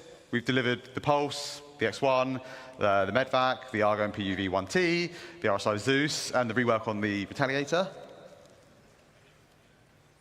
Oh, but what about the rest? Sorry. So, all but one of these will be released before the end of the year. So the Legionnaire is the one that's going to miss out. And that's because we want to align it with hacking gameplay. But the rest will be here before the end of the year. So, Crusader Intrepid, Mirai Guardian, and the Polaris. So,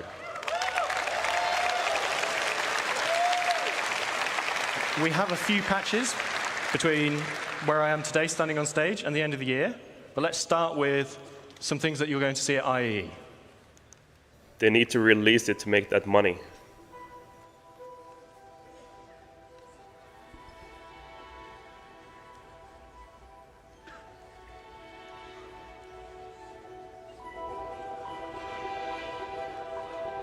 They need to make that 125 million.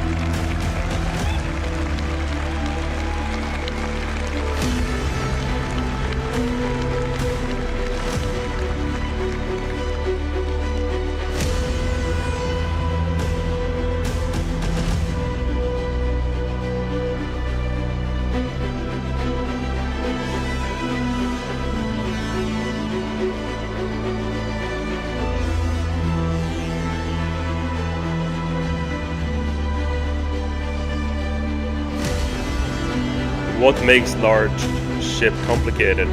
Is the number of people required? I feel like when people complain about large ships, it's because they want to solo large ships. You know, it's called crew gameplay for a reason. But yeah, I'd love to learn what you think is complicated with large ships. If you're just running it yourself, I agree.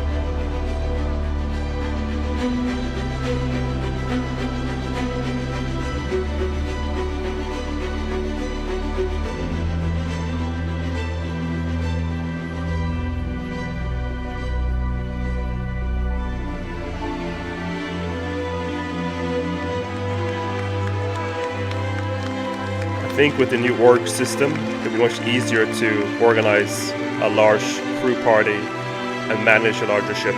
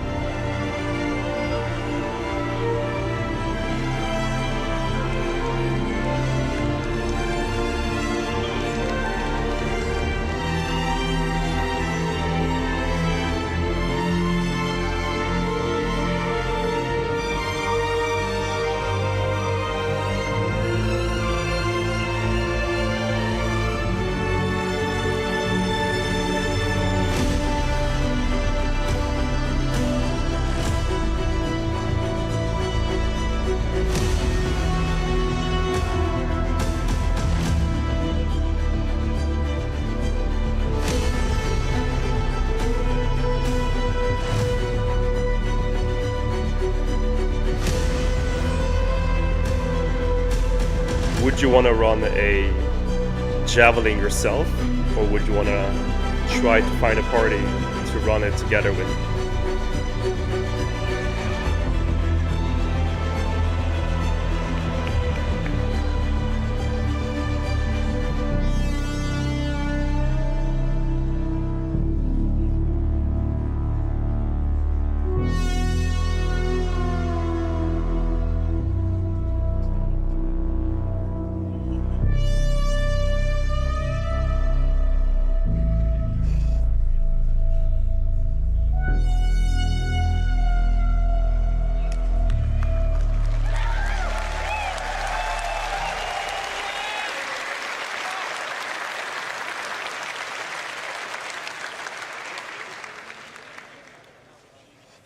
Okay, so on top of those ships we've talked about, we also worked on a number of other ships this year. So we're just going to quickly go through them before we get on to what we're doing next. So we delivered the Sulen, the Storm, the Cutter Rambler, the F7A and F7C Mark IIs. So I always get tongue twisted with these. And the F7A Mark Is. They also did the Santok EI, the Sabre Firebird, the Peregrine, and then most recently, the Argo Atlas. So, like last year, where we did a little tease, can't just leave without teasing a little bit more. So, let's have a quick look at just some, emphasis on some, of the vehicles that we're working on in the next 12 months. Would you want to join somebody's capital ship and be like support role? Or do you want to be the main kind of like captain?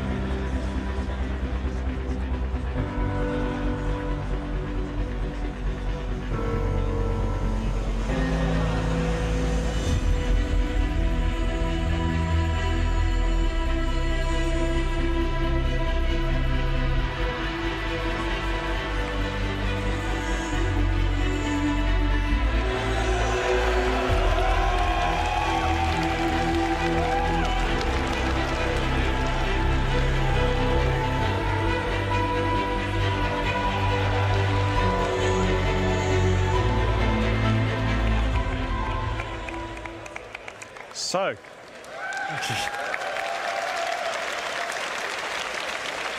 I just want to say a big thank you to all of you, and a big thank you to all the vehicle team in all the studios around the globe.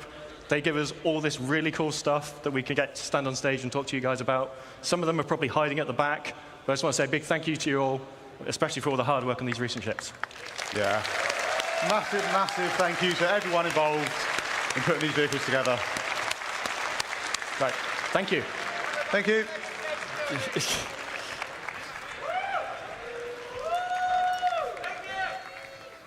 That was awesome, you guys. I swear some of those silhouettes looked a little familiar. Let's give it up one more time for the vehicle team. Let's hear it for the vehicle team, everybody. Woo!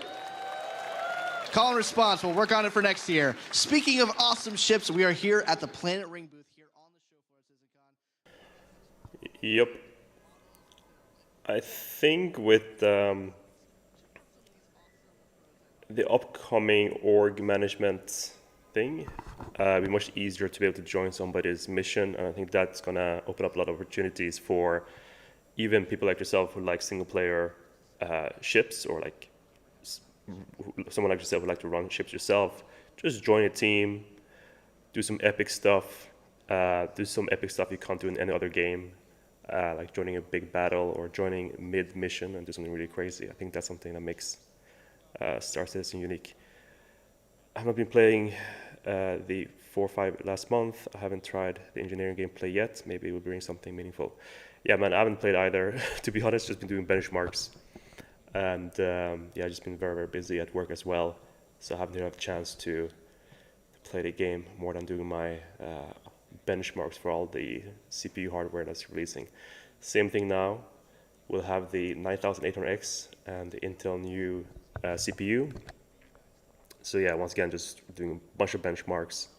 Probably won't have time to play the game, but it'll be interesting to see what kind of optimizations they will do for 4.0. I hope they will bring in some kind of multi-threading optimization, but as we've seen with Star Citizen, the moment they find more resources to use, they find a way to use it up immediately. So yeah, we'll see how things go. But ultimately, everything they're doing, they're working towards the right direction. And that's what's good to see here in today's CitizenCon. I think there's one more show, and that's going to be the outlook for 1.0. And that's probably where they're going to talk more about the long-term vision for Star Citizen. Hopefully they'll have a target release after Squadron 42. So Squadron 42 hopefully will allow you to kind of, you know, wait until the 1.0 being released. So yeah, we'll see how things evolved. But what's actually quite impressive was that the Pioneer, the base building ship, I think they envisioned that like back in, was it 2017, 2018? I can't remember exactly, but it's such a long time ago. And the fact that Chris Robert had the ambition to make base building so many years ago, before there was any kind of like proof points of how to do good base building, just shows you how visionary Chris Robert is, right? Yes, Starfield has base building already, and yes, Star Citizen is arguably taking inspiration from Starfield's base building, probably also No Man's Sky. I've never played that game, I have no idea how that base building works. But the fact that he had the visionary and vision to do that so many years ago, before there was any proof points, just shows you how many years Chris Robert is ahead of everyone else. So there's no surprise to see them redesigning the Pioneer. I think it's a good thing. I think back then when he built, or when he envisioned the game, he didn't know how much of his vision could be achieved. And now I think he's overachieving his initial vision of what he thought was possible when he came up with all the ships and the ambition he had for the game. So big shout out to Chris Roberts for being such a visionary guy and able to assemble now over 1,000 employees to make this game. So yeah, very impressed and looking forward to his success. Our goal is to have at least 100 members, but because we value people below quantity. We want to create a legacy altogether. When I create this organization, I don't consider myself the commander of everything. I just planted a seed for a tree. Maybe I will never see the fruits, but I want to create a legacy. People need to have fun. Yeah, shout out to Big Chris. And shout out to anybody who is trying to do things that are difficult. And especially shout outs to those people who are doing things that has never been done before. Yeah. Big respect for anybody who does that. That one, two, one. Hi guys. We're back here at the community section with my friends at Imperium. They have, again, we saw a moment ago. Look at that awesome ship model they have here. It's even better than the one they had in LA last year. Guys, quick elevator pitch. What do you guys here at for Imperium have here at CitizenCon this year? Well, at CitizenCon this year, we brought another one of our 1 to 500 scale Bengals. This one is actually in Imperium colors. It's the ISS Sovereign, which was picked as the name for our flagship by our members. And then also over here, we have 1 to 2,500 scale Bengal Krugeri Battle Group that was made by one of our members. So Demi, what did you think was the best thing so far in the game?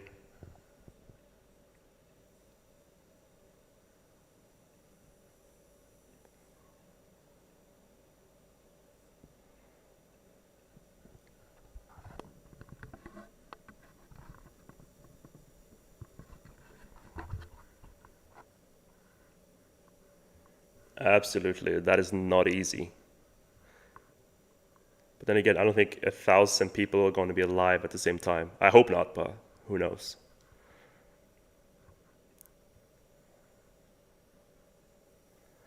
Also, 1,000 players in an organization. Yeah, I think that's just too much, to be honest. I think a lot of those large organizations, it's going to be difficult for sure. I don't know what the goal is to have the largest organization. I'd rather want to join something smaller, like 20, 30, 40 people. Like, what's the point of having 1,000 player org? Feels a bit excessive, but hey, what do I know?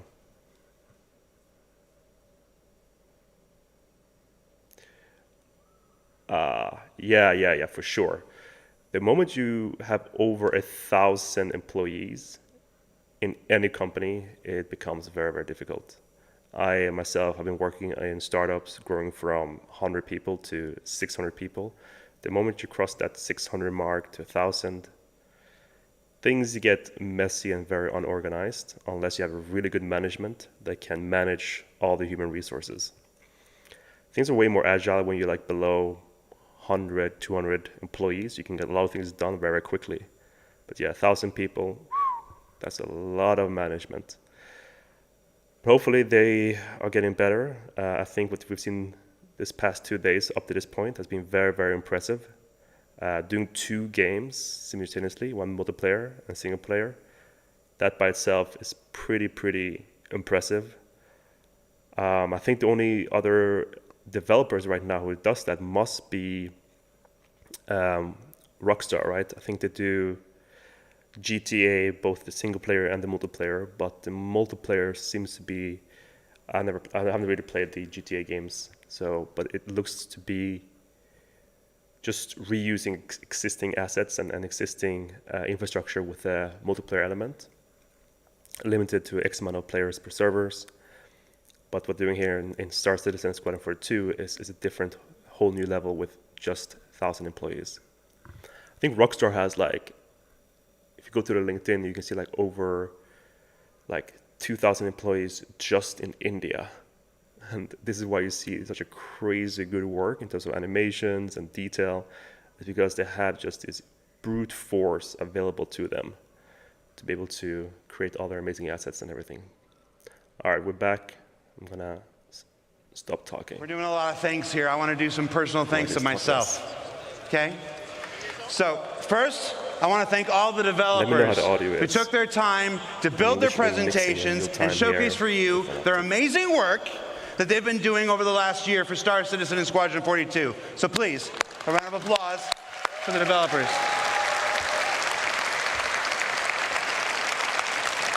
It is not easy to stand on this stage in front of 4,000 people, in front of tens of thousands of people at home, and the hundreds of thousands who will clip this and replay it and cut it into other content videos for years and years to come. So thank you so much. I want to do a couple individual call-outs, though, because it's important to me, and I'm on stage right now, and you're a captive audience. I want to call out Nick Pierce. Nick Pierce from the Characters and Creatures presentation. 10 days ago, we lost our main presenter. He didn't die or anything, he just couldn't make the trip.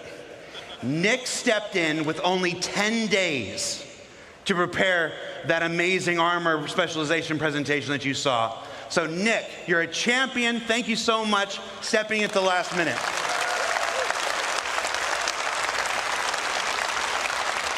Benoit and Ian. Benoit and Ian took the reins and delivered multiple presentations this year. You may only see them talking in this presentation or this presentation. You're going to see Ian in this one here, like this. But their work behind the scenes, getting all of these presentations up to the standard that they're required, was amazing this year. So Benoit and Ian, you don't have to clap for this one. This is just for me. Thank you so much, Benoit and Ian. All right, you can clap. That's fine. You might have noticed we went on ISC hiatus a couple weeks ago.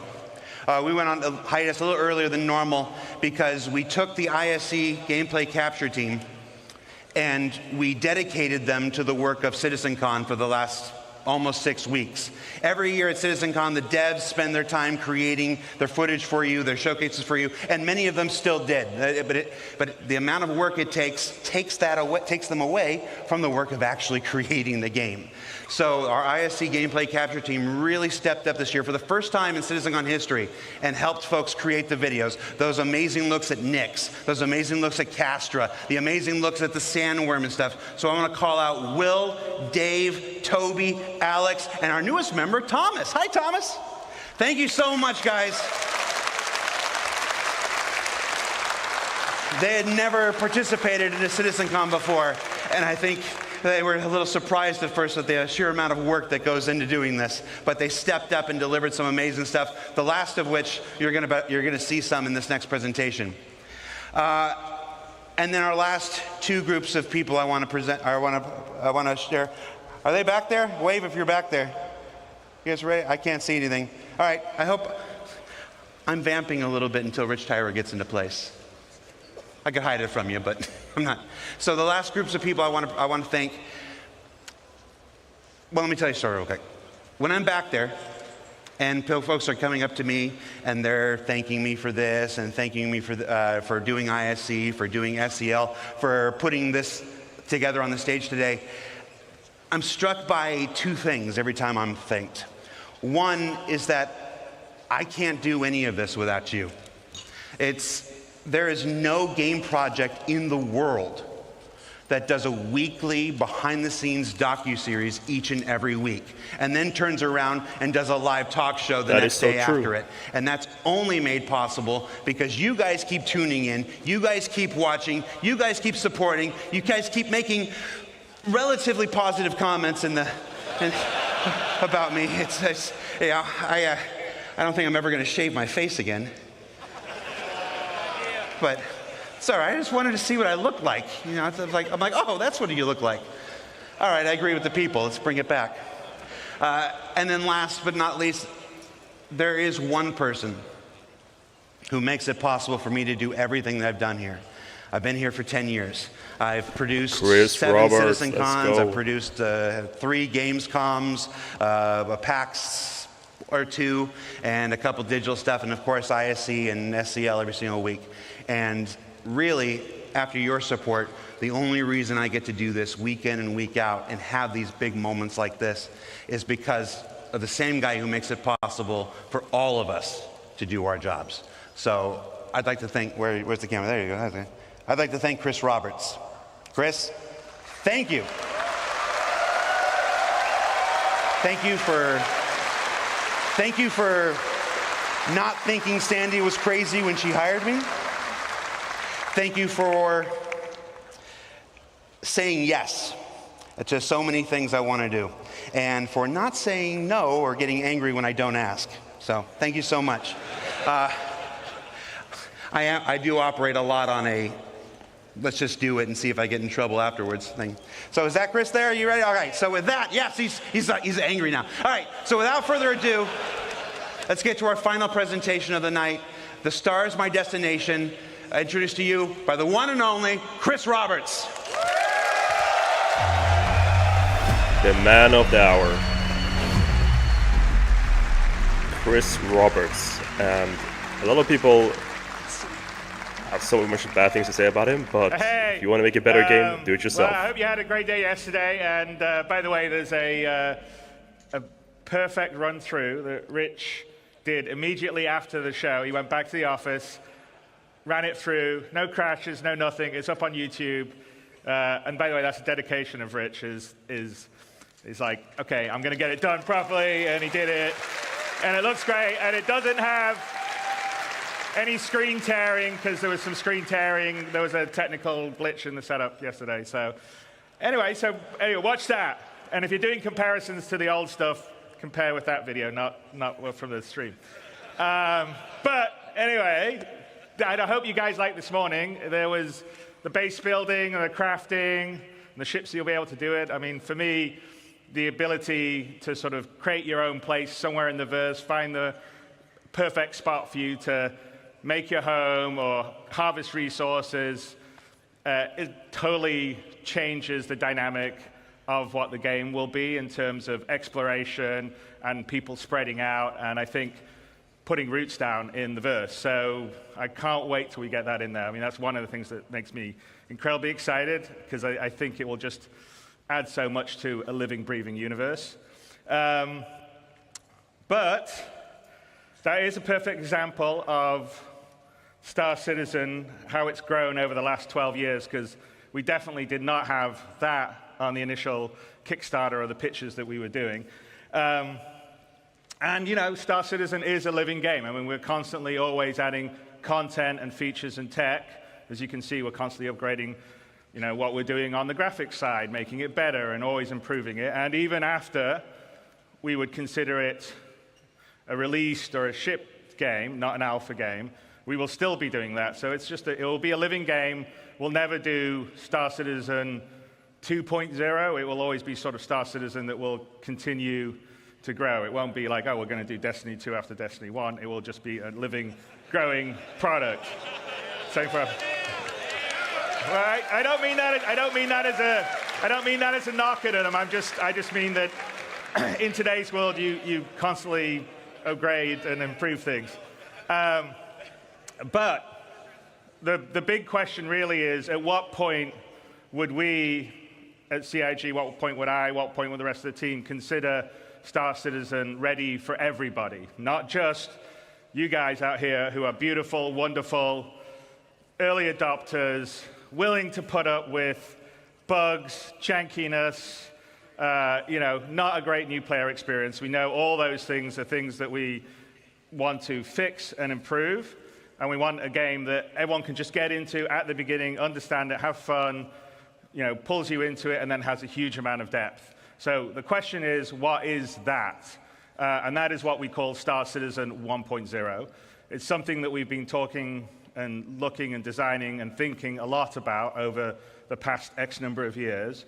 And now we thought, you know what we should do, because I think half our sort of initial stuff is from a long time ago that you've seen, and then occasionally we'll talk about things we're doing in, you know, inside Star Citizens or SE Lives. But we're like, okay, let's tell everyone the marker. This is what it is, Star Citizen 1.0. When we hit this, this is what we consider we're ready to go wide. Perpetual tech demo. You know, everybody in the world can hopefully get in and they play will it, launch. whether you're hardcore or casual, have fun, play in the verse, interact, have a Hopefully great it'll launch time. soon, And man. so that is what we're going to tell you today, is what we consider Star Citizen 1.0. That doesn't mean, as I said, that we'll stop at that point. We'll continue to grow and build and add things.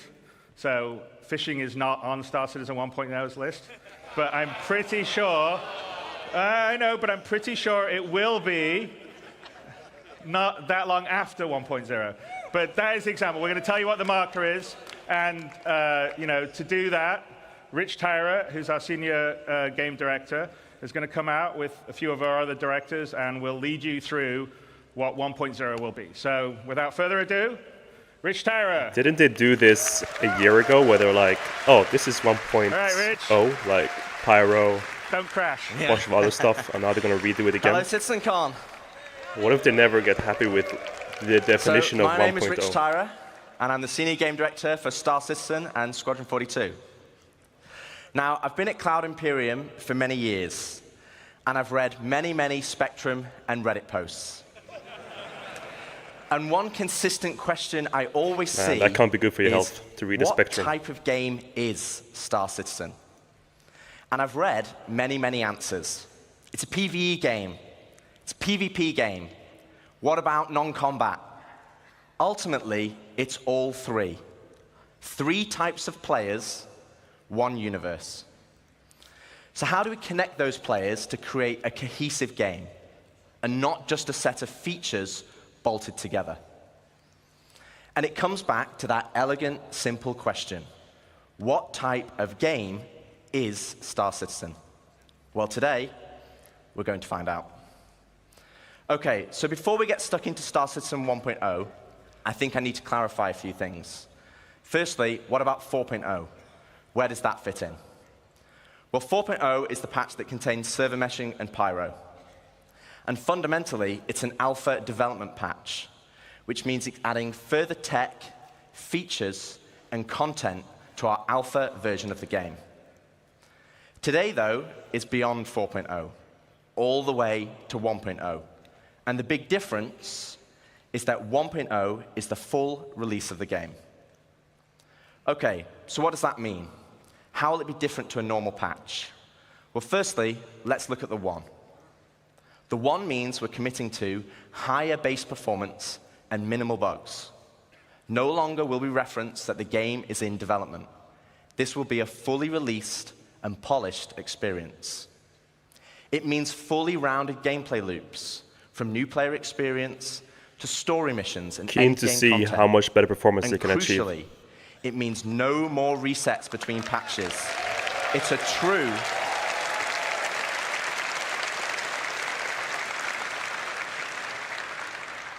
true persistent universe. So if that's the 1, what about the .0? Well, it's just as important. It means we're still committed to continued development, with new content and features being planned post 1.0. But those features will no longer be tier 0. We'll be committing to a higher benchmark of quality for each patch, and most importantly, it's a moment in time. If there is a content, feature, or star system that we've mentioned in the past that is not in 1.0, it just means it will come later. 1.0 is more than just a number change. It's the beginning of a new phase of development of the game. OK, so we know what the 1 is and the .0, but before we move on, I want to address one important point. And for this, we need to go all the way back to the beginning. Here we are, the Kickstarter. As a backer myself, it brings back memories. And it also reminds me we had a lot of stretch goals. And one of those goals was 100 star systems.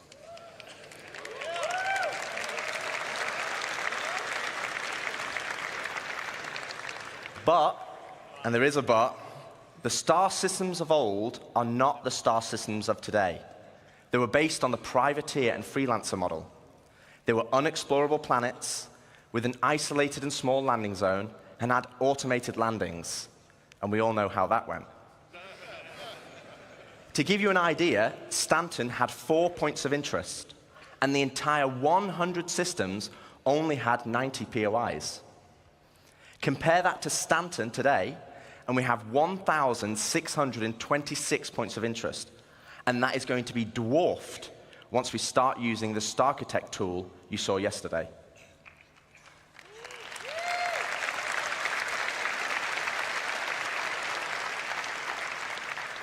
So where does that leave us for 1.0? Well, we will not be launching with 100 star systems, because the game we have today was not just the game that was pitched back then. It's more rich, it's more diverse, and fundamentally, you'll be getting a whole lot more, and I mean a lot more. OK, so now I've defined what 1.0 is. Let's get into the cool stuff. Let's see if they can commit to this at all. Star Citizen, by its or very like you nature, said, is will a they push it sandbox out MMO. 2 years, Today, 2 years? You as a player have to find the fun. You have to figure out what you can do and how to do it. If you want to be a hauler or salvager, you have to know those professions exist. You have to know what ships support that gameplay. And you have to rely on outside The only thing I want to resources see is As it is now, the Quanta the game economy is not set up to in help you. 1.0. That's it. So we're going to add a soft framework, a nervous system that connects all the professions, ships, and content together. And to do this, we're going to add a main story. To help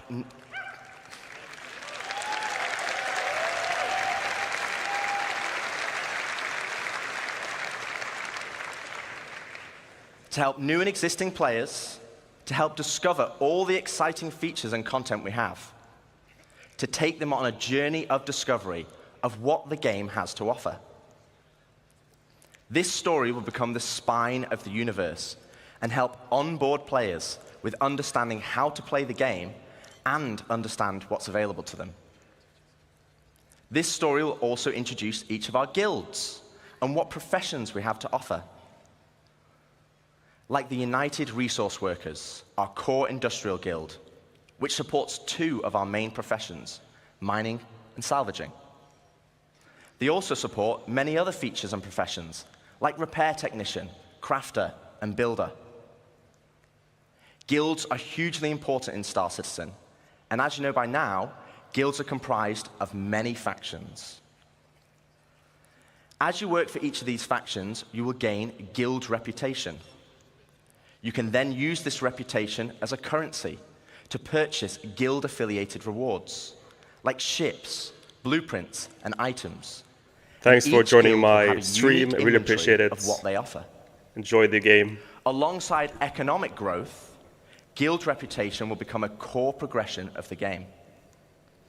And to talk more about guilds and our main story, I'd like to introduce David Haddock onto the stage, our very own narrative director.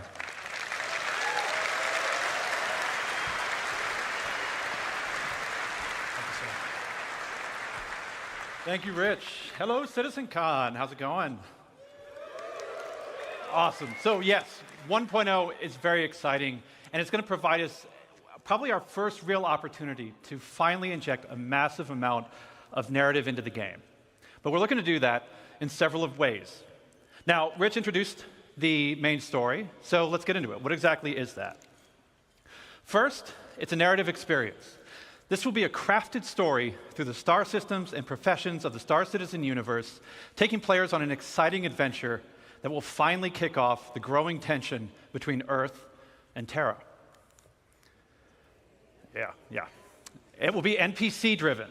So while Squadron 42 will always be the place to go for AAA cinematic adventure, we're bringing a lot of the techniques that we learned from that to capture and build a cast of dynamic characters, some of which may be familiar, for both this story and the PU. And the main story is also designed to be sort of like a tour bus structure where you can hop on and hop off at any time you want to. So we're not also requiring you to do it. So if you want to log in day one and just go off and do your thing, you can do that. Or maybe you want to put the story on hold so you can go explore a new facet of gameplay that you just discovered. Go for it. The point is that you can complete it at your own pace. So that's the what. So why do you want to do this? What's the motivation to want to go on this ride? Like Rich said, for new players, it's a great way to ease into sort of the vast lore that we've been developing over 12 years, the gameplay, the locations that the game has to offer, and also give you a sense of upcoming stories that are about to come. But you've been playing Star Citizen for years. You probably know the lore better than me. So what's in it for you? Now, of course, we'll have rewards along the way as you complete missions and whatnot, but we're finally going to offer a big prize for completing the story. Citizenship.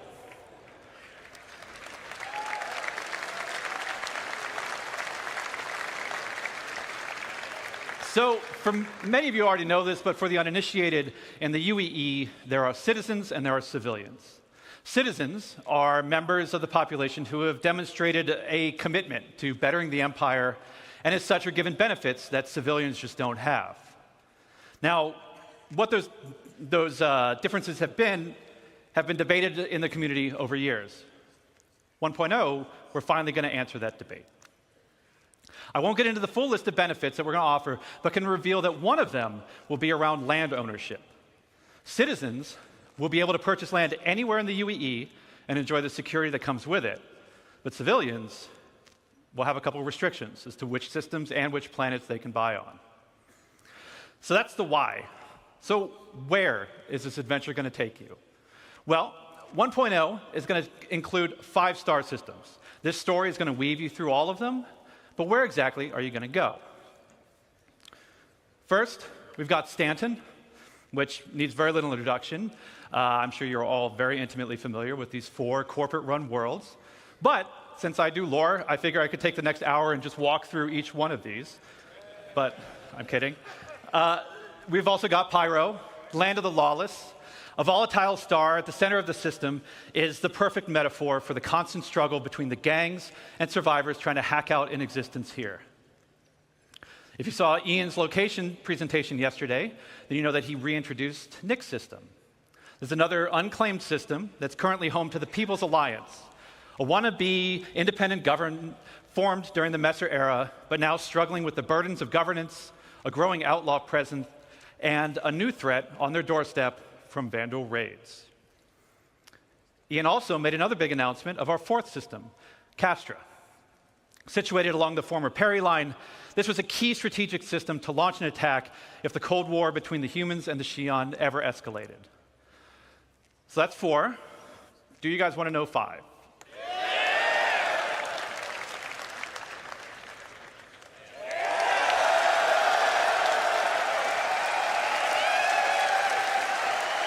Yeah.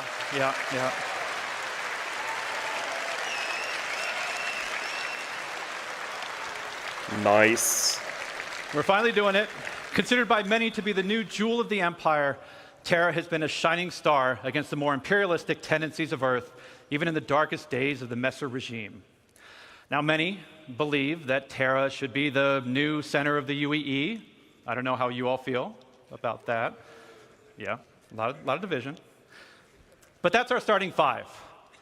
Each system and each planet will be featuring the massive level of outposts, POIs, stations, biomes, and exploration options that we've been perfecting with Stanton and Pyro, and you've been seeing in some of the other presentations this weekend.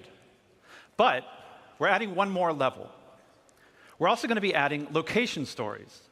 Now, these will be short, NPC-driven missions sprinkled across our landing zones and cities that will exist outside of the main story, but will help provide an additional bit of lore and character to the location that they take place in. So, that's our main story. Let's talk more about the guilds that Rich mentioned. First, a quick recap. Guilds act as a governing body for clusters of professions and factions with a reputation and progression system that will offer rewards the more you work for them. And I want to call out 2 things. One, I'm not going to have time to dive into all of the missions that you're going to see on this board, but just know that every mission type is either in the 1.0 roadmap or already in production. And second, we're also looking to move missions away from the mobiGlas whenever possible. Sure, it will always be an easy way for us to get additional game content in, but we want you talking with people. So to aid that, we're going to be adding characters to represent the factions that you'll be working for that will help sell their personality. Now, some, they'll still interact with you via the written word, but some will call and check in on your performance. And others, you may have to meet in person from time to time. So, let's walk through them. Here we have the first guild that Rich showed, the United Resource Workers. Whether you're eager to earn credits, mining valuable resources from remote corners of the universe, sifting through detritus to try and salvage some valuable components, or even just acting as a technician, you'll find plenty to do with employers like Shubin Interstellar, United Wayfarers Club, and more. Next, you have one of the oldest unions in the UEE, the Interstellar Transport Guild. This will be the go-to place for everybody looking to make their fortune hauling and trading. Some of the factions that many of you already work for now, such as Ling Family Hauling, Redwind, and FTL. And we're going to be adding something special for the daredevils out there, the Imperial Sports Federation.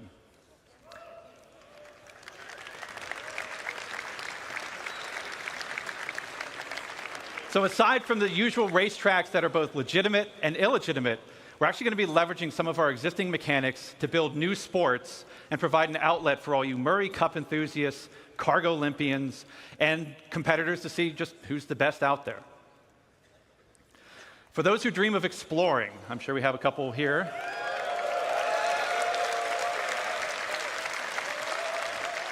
We have the Academy of Sciences that was brought up yesterday in the social presentation, if you saw that. This is a science guild that will include factions like the Imperial Cartography Center, who will task you with a variety of missions to better understand our universe, such as sending you into a nebula to do deep scans, or finally seeing what's at the bottom of that planetary canyon. We're going to have a new faction called High Point Wilderness Specialists, who will offer missions associated with the various fauna that we're starting to get into the game, from population control missions to harvesting specific resources for research. Now, I don't know if we have some people who'd like to do combat, but our combat guilds were doing something a little different. Now, previous to this, these are all of our profession guilds. But for our combat guilds, they operate a little differently. See, these two are diametrically opposed to each other. So once you pledge allegiance to one, the other marks you as an enemy. On the lawful side, we have the Mercenary Guild.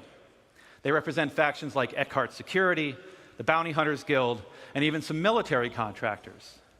So whether you're pulling together a team of specialists to go assault a ground base, hunting down an elusive criminal, or putting together a recon run to drum up some intel, Mercenary Guild's got you covered. On the flip side, we have the Council. Now, this is a shadowy group comprised of representatives from various gangs, syndicates, and outlaws who mandate criminal activity throughout the verse. You'll be able to throw in with rough and tumble gangs like the Headhunters and the Dead Saints, or work your way up to join highline criminal syndicates like the Atonis or the Drop Kings. But remember, the underworld is a dangerous place run by greed and power. So Mercenary Guild reps might not be the only people you have to worry about, as the syndicates are always looking for loyal soldiers who will hurt their competition and tip the scales of power in their favor. So as you can see, there's going to be a universe of exciting storytelling opportunities for you to undertake in 1.0. But one more thing, we're also going to revitalize our social behaviors to make the populations not only feel more alive and reactive and off chairs, but better reflect the tone and flavor of the areas that they're inhabiting. We want to see the people of Loreville slowly trudging through the streets, overburdened by the ruthless contracts, just as much as we want to see the tourists of Orison gleefully moving from attraction to attraction. And all of this is what's going to make Star Citizen be the experience we set out to make. A diverse universe with a rich tapestry of stories, characters, and experiences for you to live in. To talk more about how all this feeds back into player progression, I'm going to turn it back over to Rich Tyler.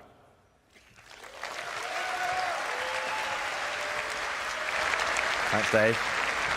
Smashed it. Looks like a big wish list to me, honestly. Thanks, Dave. How far have they gone with this development? So we have a main story to connect the universe. We have all the guilds and their associated professions. And we have location stories to give the world depth and life. Crucially, though, we have a new core progression in the game, guild reputation. But what about our other core progression in the game? The economy. So, as we've discussed before, we'll be implementing a Star Sim-powered dynamic economy that will automatically adjust the in-game prices based on player activity.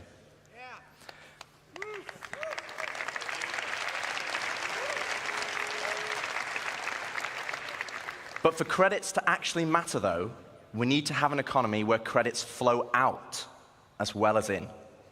This means transactions such as repairing, refueling, and restocking need to have value. If everything is too cheap and the money coming into the economy is too great, we'll have massive inflation. And this is where taxes and insurance come in. Boo!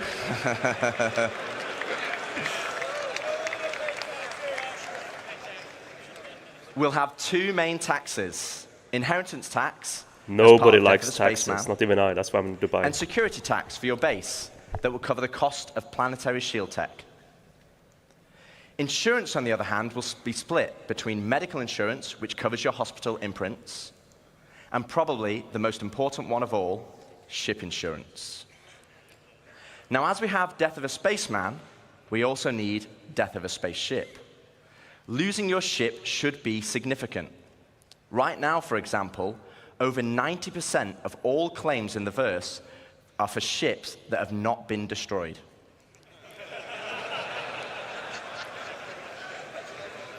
And this is where ship insurance and our new warranty mechanic comes in. First up, we'll have 3 tiers of insurance, with level 1 being chassis insurance, level 2, chassis and component insurance, and level 3, chassis, component, and decorations insurance.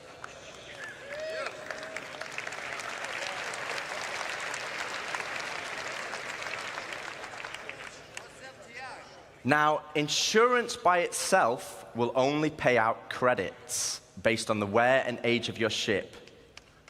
Insurance, I think you want to listen to this bit because it's important. Insurance with a warranty, though, will give you back a new ship, plus any other equipment or decorations based on the tier of insurance you had. Okay, so this is the bit you need to listen to. All ships bought on the pledge store will come with a permanent warranty and their appropriate insurance.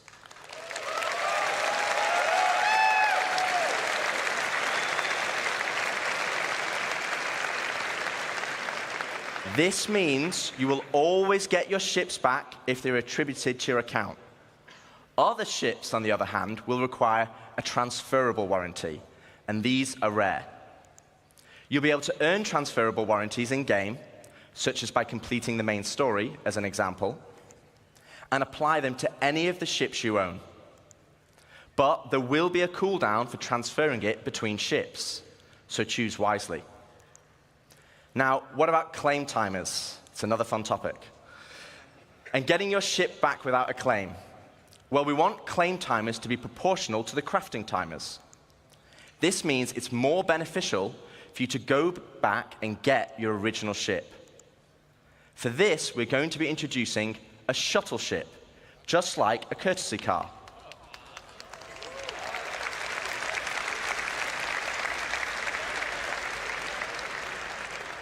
You'll be able to claim the shuttle at no extra cost to most locations and then fly it back to your original ship. Once back in your ship, the shuttle will automatically return home.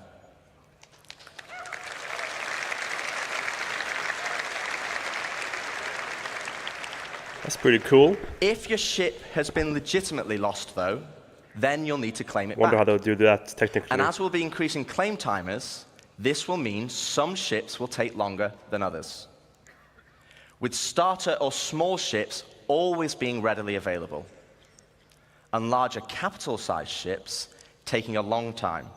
So it's always better to try and get your ship back if possible. Okay, so we've talked about our two core progressions, but what does that mean to you as a player? Well, firstly, it means we have a framework where we can start creating cyclical gameplay loops. But what are they? Let me show you. Okay, so right now in live, if you have a prospector, you probably enjoy mining. And the reward for mining is credits and the enjoyment of the activity. But in 1.0, you might be mining for a whole different reason. And this is where cyclical gameplay loops come in. Firstly, let's add all the manufacturers and ships in. I'll just give you a moment to take that in, because there's a lot. I actually had to ask them to take the variants out, because it didn't fit on this slide. And let's zoom all the way into the prospector, a stalwart of the mining community. But let's say I really fancy acquiring a military Mark II Hornet. Let's go on a simplified journey of how I could get one. Firstly, I know I won't be able to buy it, as it's a military ship, so I'm going to need to craft it. That means I will need the fabrication hangar blueprint. Luckily, I can earn it by doing mining missions to gain rep with the United Resource Workers, and I already have the perfect ship, my trusty prospector. With blueprint in hand and some excess credits, I can now purchase a small plot of land on Stanton and build my fabrication hangar. Step 1, complete. Now I need to grab the Mark II Hornet blueprint. For this, I need mercenary rep, and more importantly, a combat ship. With that in mind, I will do a few more mining contracts to earn enough credits to purchase a Mustang from the dealership. Now I can start doing combat pilot missions for the Mercenary Guild, so I can unlock the Mark II Hornet blueprint. Okay, step 2 of our simplified loop is complete. I have the Mark II blueprint, but I need the resources to craft it. So I come full circle back to my prospector, but this time I'm mining for resources instead. As you can see, this closes the loop. No longer am I mining just because I like it, and there's nothing wrong with that. But now I am mining for a purpose and for multiple reasons. For credits, for reputation, for resources, for blueprints, and ultimately as a stepping stone to crafting my own ships to enjoy other professions. And this is just one of many loops. This is the core of Star Citizen 1.0.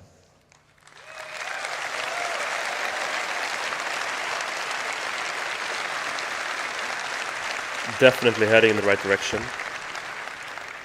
Player set We'll goals see what that actually weave games between turns out to be. sandbox gameplay and the soft framework we are adding that give meaning and progression to our professions and features. It's providing the framework for motivation to play the game. That's the journey, though. What about the destination? So Dave has already discussed citizenship and the main story, so let's collapse that for now. Let's talk about endgame content. The content that is designed for experienced players and keeps them engaged. Basically, everyone in this room. So how does that look in 1.0? Firstly, we'll have open world content, including missions, group missions, and server-wide events, like we have today, but tailored to endgame players. While the sandbox element of Star Citizen will allow for large-scale battles, we also want to provide challenging instanced content that will take full advantage of not only multi-crew ships, but fleets of ships. And you kind of know how we do that, right? You saw that yesterday. Yeah, this game is not going to get released anytime soon. You'll be able to accept high-level For 4 more contracts years. from government agencies who will offer prototype and military blueprints as rewards. These missions will require the full coordination of multiple players and an assorted fleet of capital, support, and fighter ships. You will finally be able to become the admiral of the fleet, directing your armada from your hologlobe, which, yes, is a feature included in 1.0.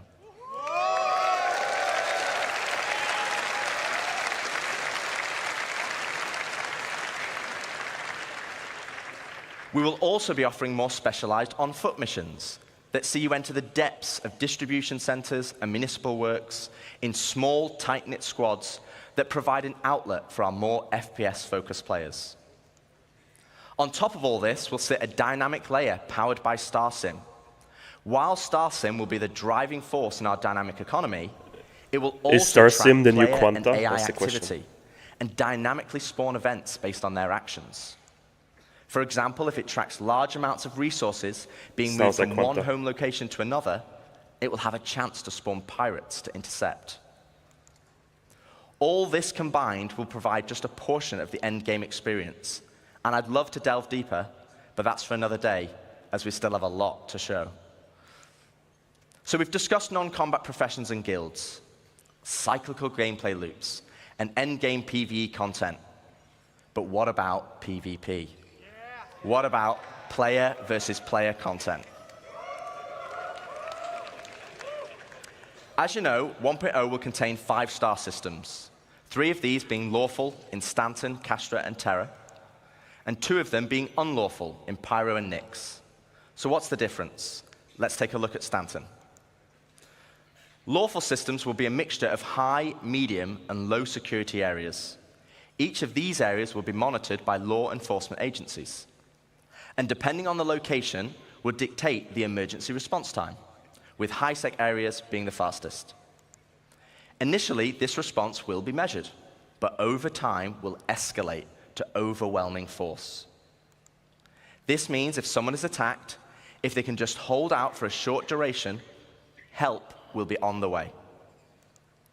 Pirates will be able to disrupt this monitoring like by shutting down the GTA nearby wanted comm mode. arrays, but this will be highlighted in your star map, with dynamic missions being generated to bring it back online.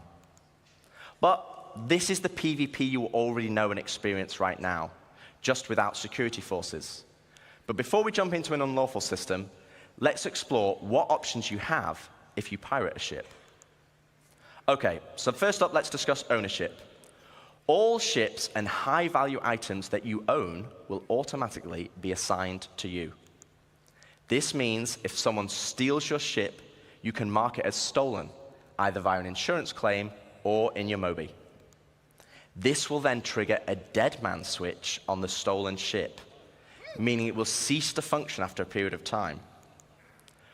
But what options does this leave as a pirate? Well, you can still salvage it. You can tow it back to your fabrication hangar to dismantle it for resources.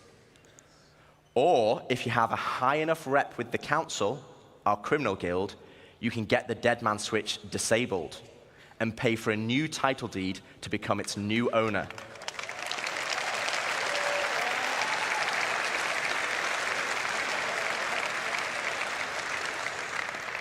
Also, if you're in a lawful system, you'll need to find a transient jump tunnel, as all major locations and POIs will have custom security that will scan you on arrival. Okay, so with that out of the way, let's look at the unlawful system in Pyro. Unlawful systems have no laws at all, and with that comes opportunity. Pyro, as an example, has an abundance of high-quality resources and is a hotbed of criminal activity, the literal definition of high risk, high reward. With crafting now requiring resources, you're going to want to create bases to mine and extract them. This is where base raiding will become a new form of PvP, and it's founded on a combined arms ethos. Defending players will be able to add defenses such as walls, automated turrets, and most importantly, ground shields, a localized version of the planetary shields used in lawful systems that absorb the most powerful of weaponry. No longer can you just turn up and drop a Moab.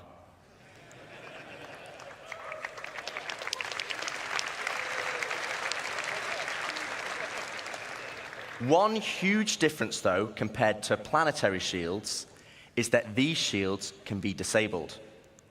You will have to strategically assess each base and punch your way through its defenses on foot to eventually bring down the shield generator. Once the shield is down, then you have options. You want to raise it to the ground, you can bomb it from the air. If you want to extract all the resources, though, you'll need to infiltrate the base using explosive charges and hacking while fighting off the defenders. Now, both piracy and base raiding is founded on sandbox gameplay. And again, that's the essence of Star Citizen. But we want to add more. Something where you can log on and immediately find the action and fight for a purpose. So first up, let's go on a history lesson. In the early 2600s, there was a fledgling corporation called SEAL that had developed a new system-wide planetary shield technology, the same technology that will provide protection for your bases today. To prove this tech, they wanted to use Nyx and Pyro systems as a testbed. With the promise of high-quality resources, SEAL lured independent miners to man the shield network in exchange for shield protection for their settlements. As a prototype, SEAL couldn't provide total coverage over all the mining settlements, and so they created the SEAL Tokens program, allowing the most industrious factions to purchase shield coverage for their work. The network consisted of multiple linked bases on the ground that then linked to several stations in orbit around each planet that then connected to the nearest relay in the shield network, which eventually linked back to the shield core, which oversaw system-wide distribution of the shield technology. Factions could then earn SEAL tokens for working on any part of the network. They could then use these tokens to buy shield coverage, but with the competition amongst factions being so intense, SEAL was only able to offer shielding to the hardest workers. Unfortunately, due to outlaw interference, SEAL eventually pulled out of Pyro and Nyx and pushed for a more automated solution in more civilized systems. So fast forward to present day, without SEAL's backing, they had to pull out and leave it as it is. And welcome to Station Warfare.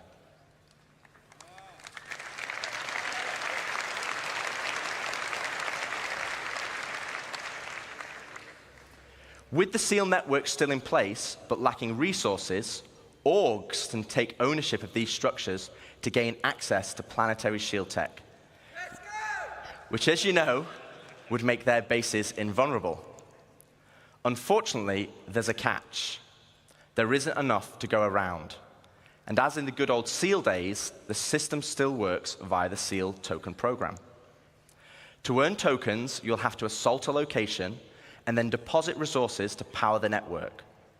This begins with ground bases and ends at the shield core. Each structure occupied will then accrue SEAL tokens over time, with larger structures earning more, and at the end of each week, you must then use these tokens to purchase shield protection. With shield coverage being limited, though, the system automatically selects the orgs with the highest bid from across all shards. Meaning for that week only, a certain number of orgs will gain access to shield protection. So this is a chance for your org to become the de facto leader of a system. It means you'll be able to log on and immediately find the action and fight for your org. And finally, it's not just sandbox PvP or ganking. You are fighting for a purpose. So once you've won your bid, what then?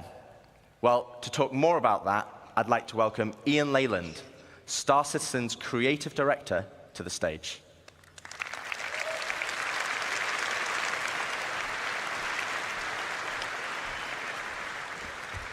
Good luck. Thank you. All right, hello, CitizenCon. Thank you, Rich. Thank you, Dave. So, to continue the conversation of large-scale endgame org activities, let's go back to Pyro 3, where the ground bases were being built earlier today. This morning, we saw the small habitat being built by Luke, and then we saw Deck start to expand the base into a commercial enterprise. But eventually, we saw a massive example of an org base. But with everything Rich was talking about, with org system-wide activities, we want to give you guys the ultimate end goal. But also the thing we need to protect. And to do that, let's look up into the sky and see what it is.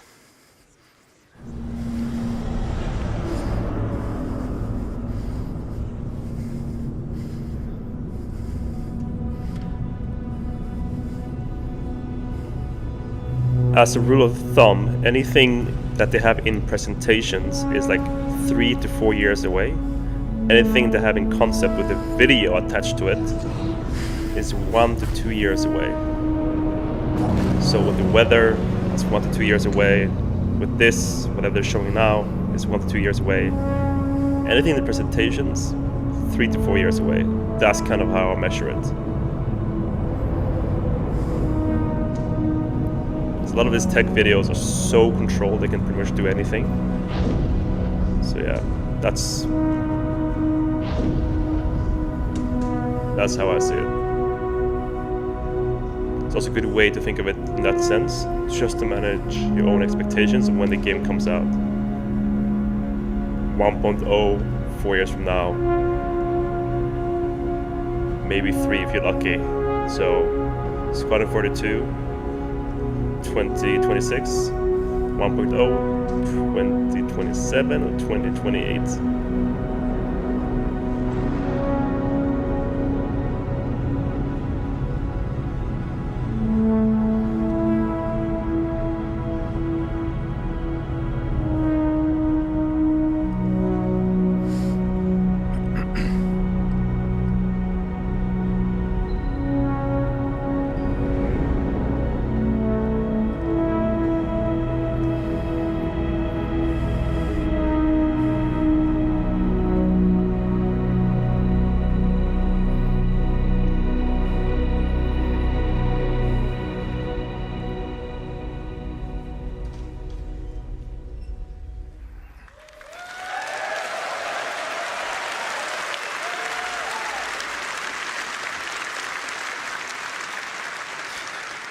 Let me introduce you to player space stations. finally, you can build your home amongst the stars. This will be the starting point for your base of operations, for system-wide org activities. But why is this an end goal? Well, first of all, to construct your own space station, it's going to require vast quantities of resources and materials. And also will be a large time investment. But how do we start? Well, it all starts with the supply bay. And the supply bay can only be constructed by the pioneer.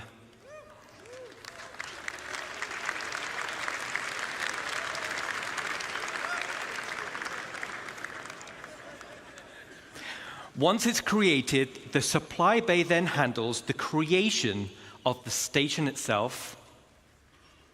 Now, we're in gray box development phase, so the artwork's not final, but let's go on a journey and start building our space base.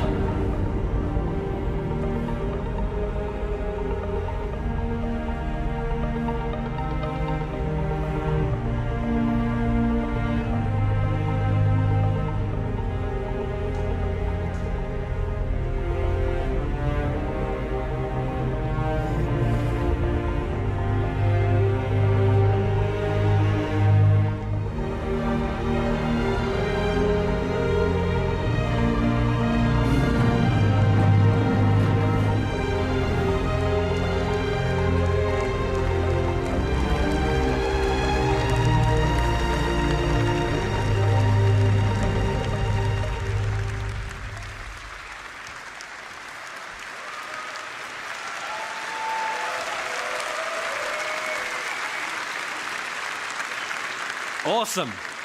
Awesome. So as you saw, the cargo grid of the supply bay consumes resources, and the required resources will be substantial and will need to be topped up over time. So this means orgs will be encouraged to have efficient logistic networks to feed the supply bay. And as Rich outlined with professions, it's ideal if your org is well-rounded in terms of roles. Even the starter player can contribute. The supply bay has automated construction drones, which are used to create the station. And unlike ground bases, many drones are used at once to create the base. Once the station is built, the supply bay then integrates into the station itself. So here we are. We've built our core station module, and it's big. And out of the box, the station comes readily built with some core functionality. Let me talk you through it. Right on the top is the bridge, which is the command deck. You see the connection points. This is where all further construction is going to be managed. So it should probably be able to expand it and make it bigger. From here, we can then monitor the status of the entire station. We have access to power and water management. Power and cooling is something you'll need to consider carefully. It also is an area to set permissions for who can enter particular areas, either divided by the ranks of the org itself or open to the public. And there'll be a radar station to track the activity outside the base. And the terminals to access logs of who has visited the station and see what they did. So let's jump back in game and take a stroll through our bridge.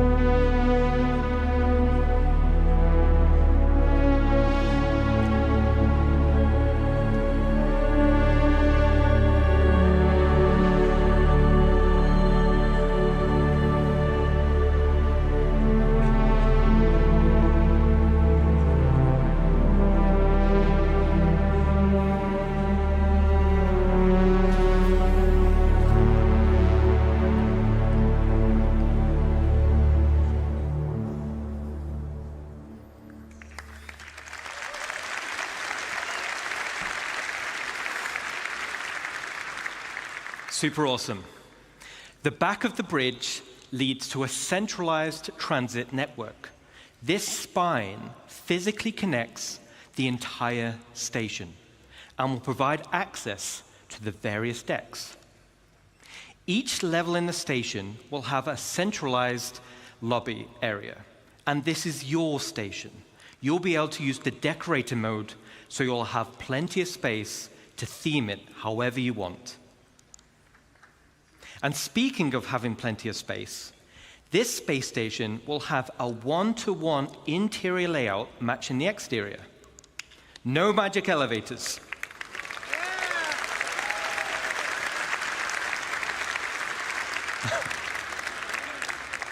So you can circumnavigate around the entire perimeter, and it's wonderful. Okay, let's jump back in.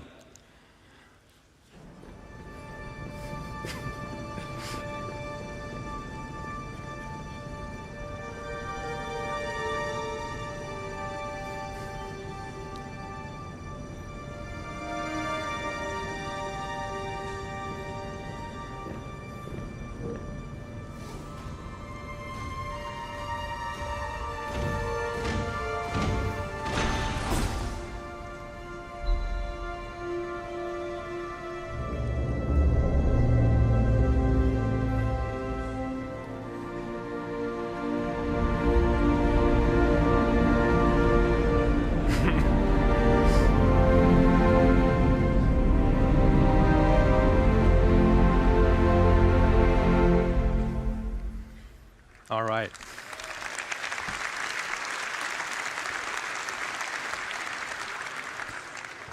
As you can see, right at the bottom of the central transit system leads to the lower areas.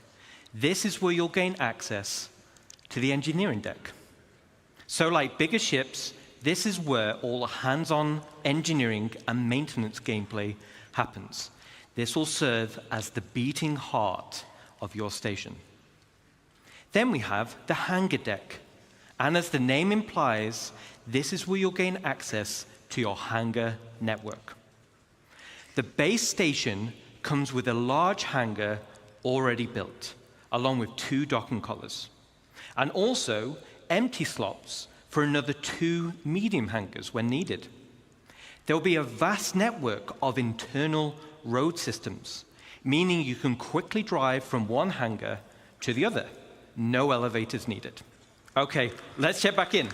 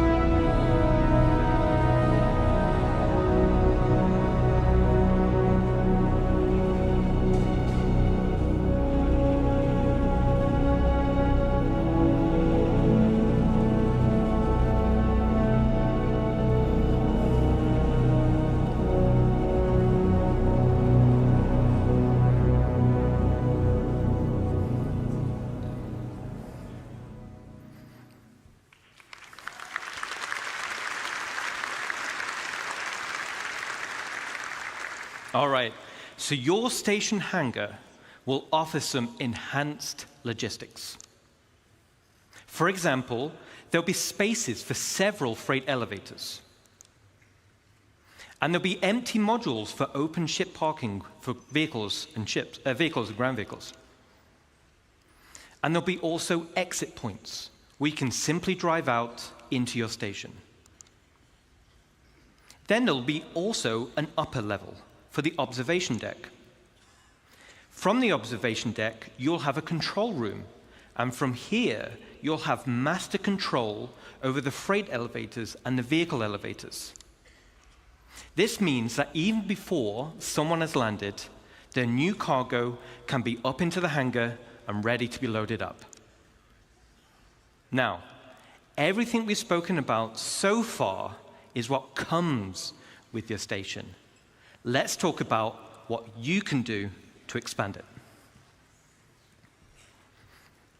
As I mentioned before, the station comes with a predetermined interior network of corridors and roads.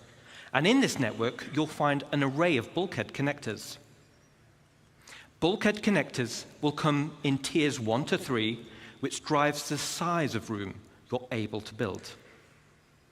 In the interior build mode, this is where you start to expand the interior of your station.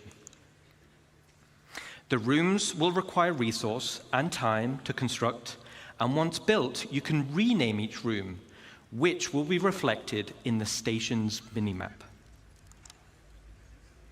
The interior of your station will have ample areas for you to expand. You can build generic empty rooms, and you can fill with items to your heart's content.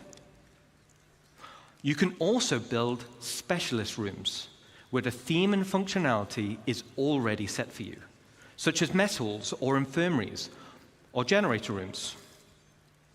And of course, there are shops. So similar to the small shops we built around the ground base, this is on a much bigger scale. But that's just the interior. Let's talk about the exterior. Like I said, you'll be able to expand the exterior for sure. On the exterior, we have minor hard points. These are attachment points located on the upper and lower surfaces of the station. Using build mode, you can customize your station with a variety of modules which tailor it to specific functionality. Some modules cater towards resource collection, such as gas harvesters, while others are geared towards defense, like shields or turrets. This goes back to bridge operations of power management. A situation may arise where power priority is needed. Then we have major hardpoints. The core station module comes with 2 hardpoint connectors. Major hardpoints are used to connect substantial wing additions to your station. The first example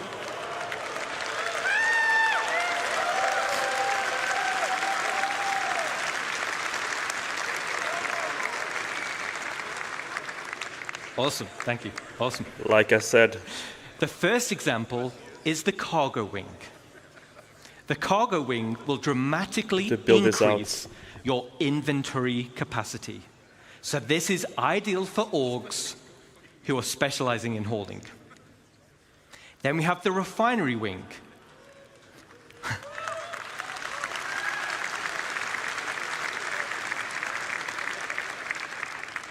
So you'll be able to refine resources on a vast scale.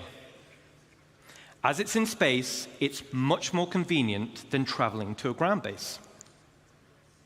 Now, a player could buy resources from your cargo wing and then refine it directly in the refinery wing. And finally, we have the hangar wing. So, all right.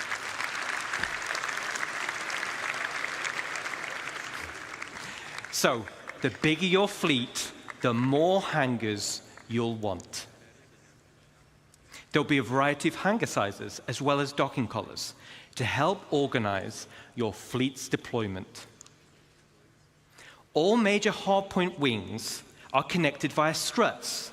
And like the rest of the station, the struts are also internally traversable. Okay, so let's recap on the exterior expansion wings. Minor hardpoints give us options on how to collect resources or provide automated defenses for your base. Major hardpoints gives us options on how you can specialize your base. Let's jump back in game and see how our base is getting on.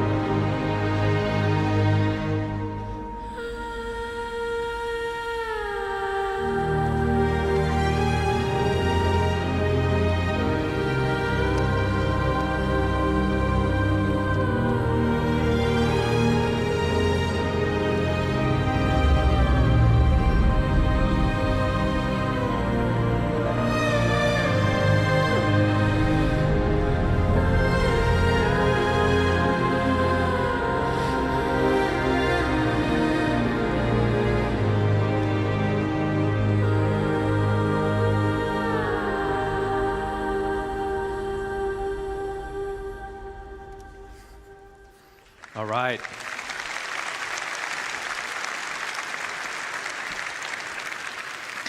Yes, Pedro has been working with us on this as well, so thank you. Looking cool. Customization is just as important as expansion.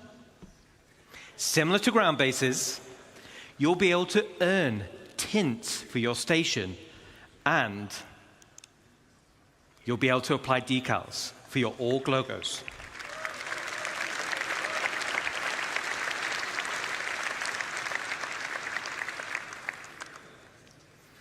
Outside of minor and major hardpoints, your station will come with 2 unique base expansion points. One on the top side behind the bridge, and one on the underside. The top side will be for the crow's nest. Now, all the other modules built so far have very specific functionality, but I'll admit, this is for the org members out there who want the ultimate in personal space.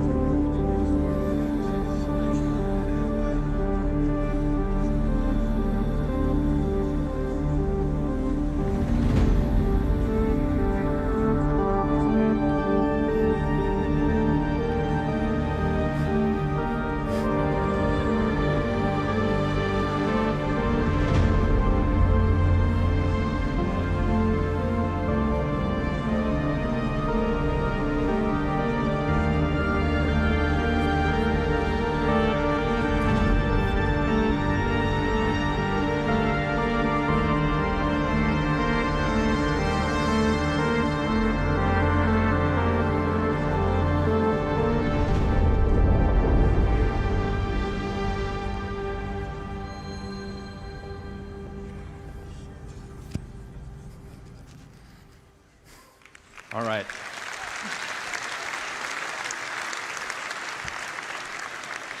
So I'm going to be flying around the verse, and I want personal invitations to see what you've done in those rooms, okay?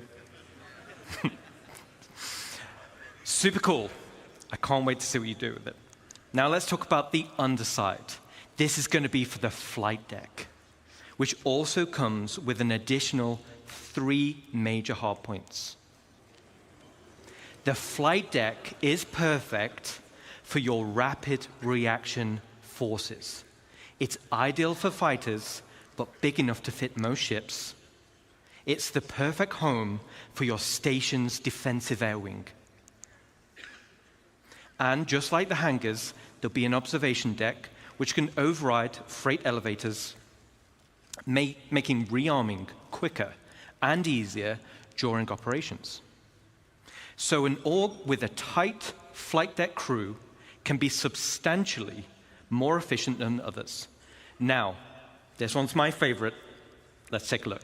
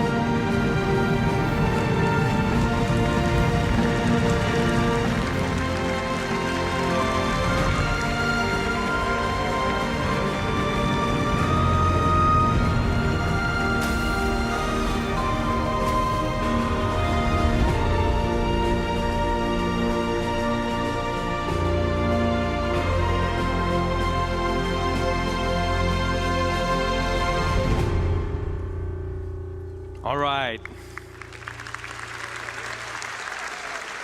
Yeah, 3 years to 4 years away for sure. There's a few little Easter eggs in that video.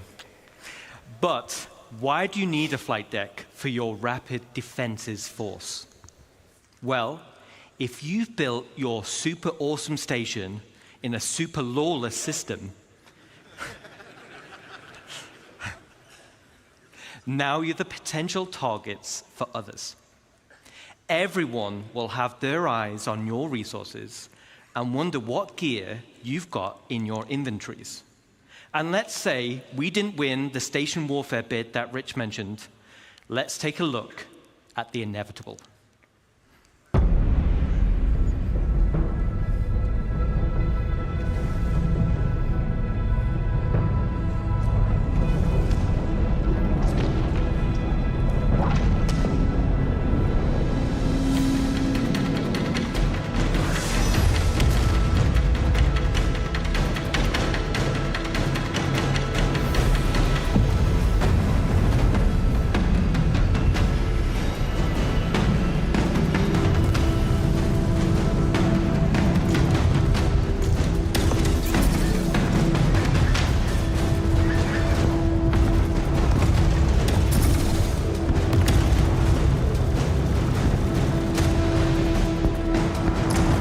Destructive bases, so like what's the point of attacking it besides just, you know, making the other one cry about their resources or ships? Can I destroy the spaceship? Can I take it over? Like, what's the purpose of doing this? And then what's the odds of 2 orgs having players ready to respond?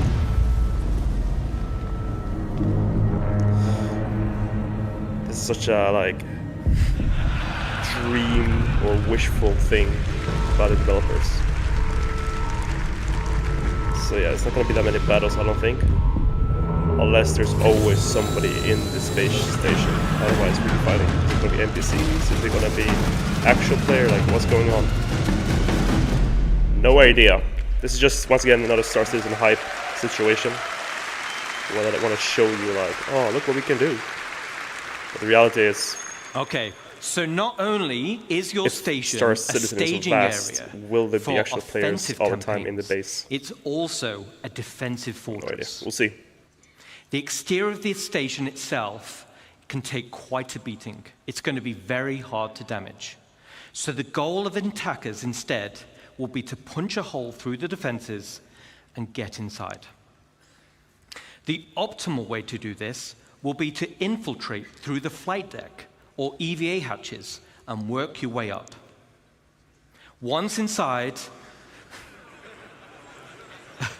yes, once inside and you've cleared out a hangar, you may also want to consider airlifting in a tank or two to clear some corridors. Raiders will have to hack freight elevators or bulkheads in order to gain access. And of course, bring enough ships with them to start hauling out the loot. Gaining control of the bridge will allow access to storage, which would otherwise be unhackable. So, as a defender, there are a variety of automated defenses you're able to install internally within the station, such as blast doors, which seal shut, systems to be breached, and a range of turrets like anti-vehicle or anti-personnel. These will all help slow down the attack and give time for your reinforcements to make sure that if nobody is there, at least they can automatically defend the place, hopefully. This is one of the end game goals for dedicated orgs, and will be your base of operations for system-wide activities. The station can be customized both in the interior and the exterior, meaning you can tailor it to your own Very fun to raid one for sure. And just it's gonna your plan up an very attack. own home. But I wouldn't want to amongst the defend one stars. for sure, but rather want to attack one. But wait. But wait. There's one more unique There's module more. we can build. And that is the dry dock.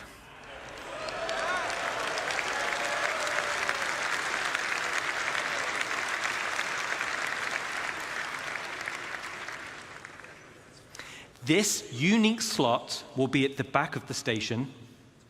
It has its very own dedicated observation room with crafting stations, and has a transit tram which runs along the inside of the arms, leading to the docking collars where your ship will be constructed. So, the only question still remains: what sizes of ship can we build? Let's take a look.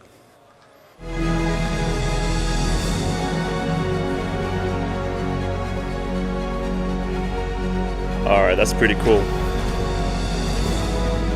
Gives you massive incentive to own a space station. We'll build Idris's, Javelins, maybe a Bengal, who knows. But I think that gives players a lot of incentive to own one, but also attack one. Pretty cool. That's great. I want to see the reaction.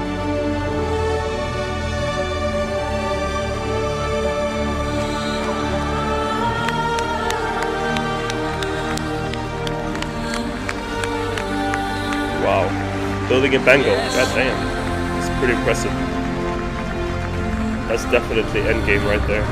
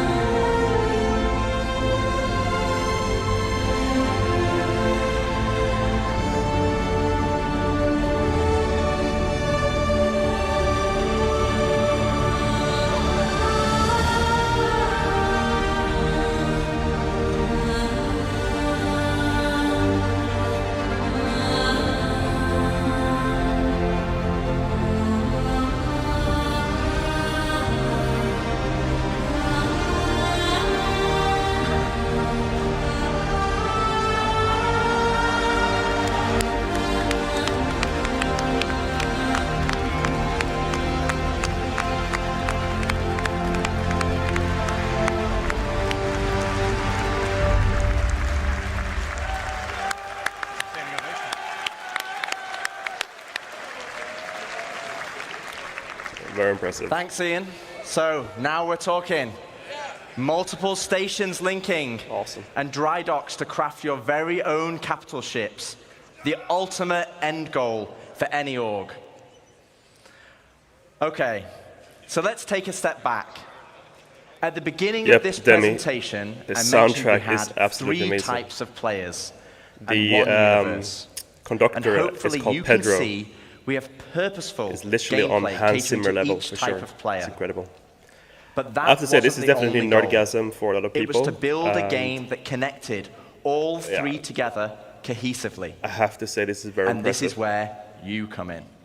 The community, the lifeblood of Star Citizen. Whether you're a PvE player delving for unique crafting blueprints, a non-combat player mining for high-quality resources or building a base with your friends, or a PvP player fighting for your org in station warfare to protect your base, each one of you supports each other. You need the blueprints to craft, you need the resources to make them, and you need the equipment and protection to be safe. This is what Star Citizen is. It's a universe that caters to all players. Now, I could probably go on for another 10 hours deep diving into each system.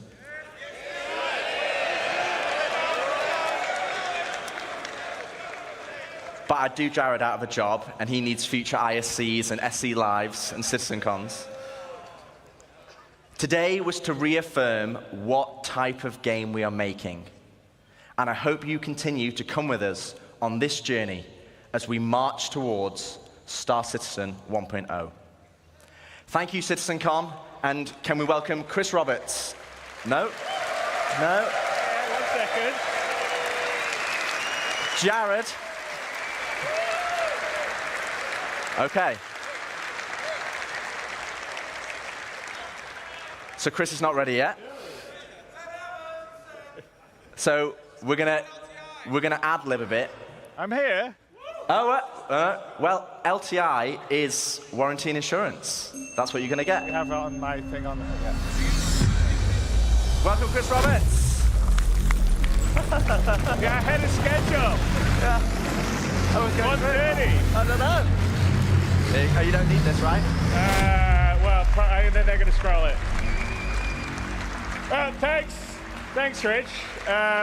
Rich, Dave, and Ian. I hope you guys and girls loved what you saw there. It's having a definitive line in the sand is incredibly empowering for the whole team, and I think for all of you guys in the community. As I said, in introducing the presentation, we will never stop growing Star Citizen, even past 1.0. And part of what makes Star Citizen so special is the symbiotic relationship between you guys, the community, and us, the developers. And I know I can be accused of feature creep, but you only need to look at Spectrum, Reddit, and Discord to see countless great ideas and suggestions that come from people playing a live alpha and seeing areas that the game can grow and improve. And often we take these on board because they will make the game better. And in some ways, while you could say Star Citizen is a Chris Roberts game, I would say it's all our game. The developers, the community, building the game, we're all building this dream game together. And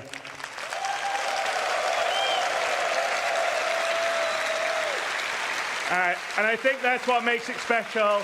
I think that's why you guys and girls have been here for as long as you have and have supported us through thick and thin, because we're doing something together. And I don't think in almost any other game you have the opportunity to be involved at that level and have your voices heard and impact what we do. Because, you know, occasionally we'll do things and you guys are like, no, that sucks. And we're like, yeah, you're right, we'll change it. And also, like I said, we definitely read and look and hear all the stuff that you write. Some of it may not be so nice, but a lot of it is really great, and we take it aboard because we're just trying to build this amazing universe for us all to live in together. So what defining 1.0 does, though, for us is give us a finish line in terms of feature and content we are committed to delivering for when your life in the verse becomes truly persistent, your gameplay to progress your reputation, the money you earn, the material possessions you collect and earn will persist even as we deliver more content and features. And I think that's incredibly important for really finally being able to fully commit and not just go, okay, well, I'll play for a while until the next patch comes out. And it's also a market for the game to be more stable, well optimized, and incredibly friendly for new players as well as experienced ones, which I think all you guys are. But that'll only be the start of our journey together, because the vision of Star Citizen is a game that has no sunset, one that will continually grow with new content and features.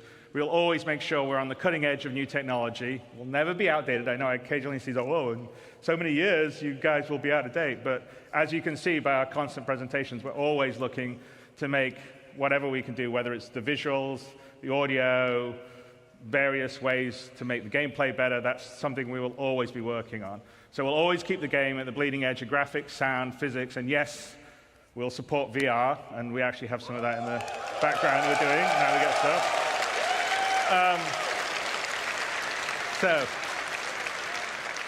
So I hope you've enjoyed this year's CitizenCon.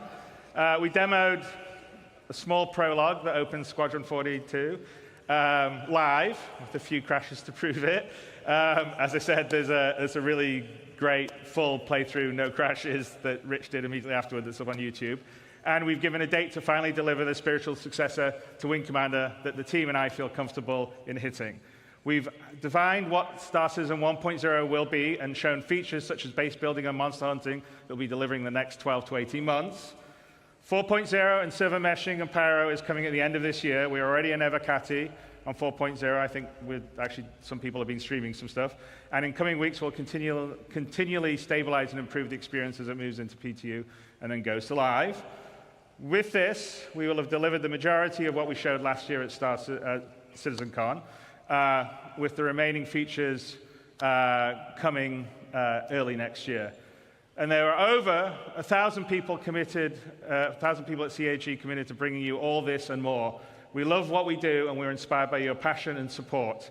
We know that we are truly lucky to have such a strong community that shares the passion and dreams we do. You allow us a privilege almost no other developer has, the ability to dream and reach for the stars. And I truly mean that, because as a developer, it's very unusual to be able to build a game of the ambition that Star Citizen is and Squadron 42 is, and that's all down to you guys and girls. So thank you very, very much.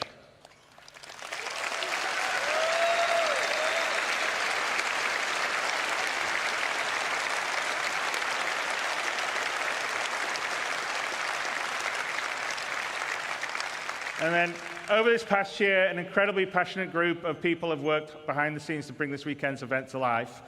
And I want to take a moment to thank Leah and Ed, Tyler, Jared, Kat, and so many others who poured their hearts into making this weekend special for all of you. And a huge thanks goes out to our presenters and teams supporting them, whether they're here with us today or watching from one of our other studios around the world. In the words of Admiral Bishop, I'm proud to stand with our teams and everyone that put this show together. And all of the CAG staff working on the show floor, your hard work ensures everything runs smooth and keeps the energy alive throughout the event. And finally, a heartfelt thanks to the community members who volunteered their time to run this year's show. None of this would be possible without their dedication and support. I thank all of you very, very much.